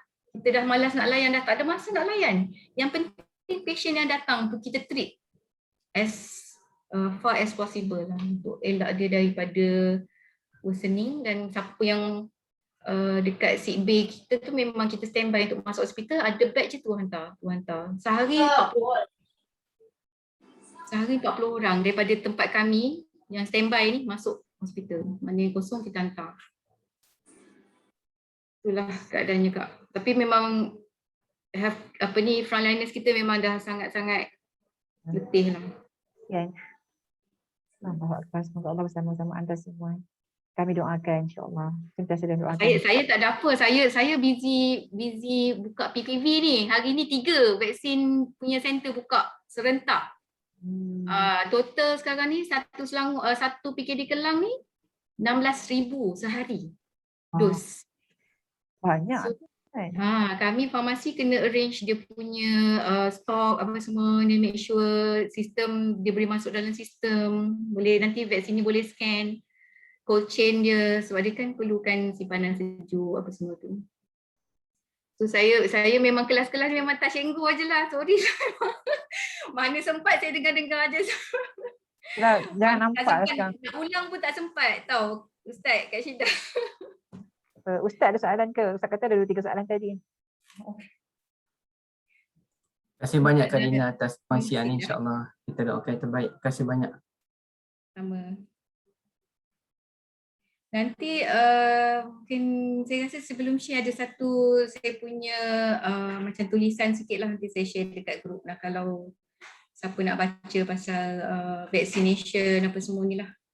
Okey, terima kasih. Ya, alu-alukan Halina sampaikan ya. So alhamdulillah yang kita dapat sambil menyedam minum air, nampak saya dah masuk tu, Ustaz nampak terus ambil peluang kan. Jazakumullah khairan katsiran sahabat-sahabat semua kepada pagi ni. Ustaz, terima kasih yang sampaikan pagi ni. InsyaAllah ada ilmu baru kita dapat hari ni. InsyaAllah memang adalah sentiasa akan dapat kalau kita sentiasa berlapan dada. Setiap majlis ilmu tu sentiasa ada kita dapat benda-benda yang baru kan. So insyaAllah kita jumpa lagi untuk sesi seterusnya Ustaz ya.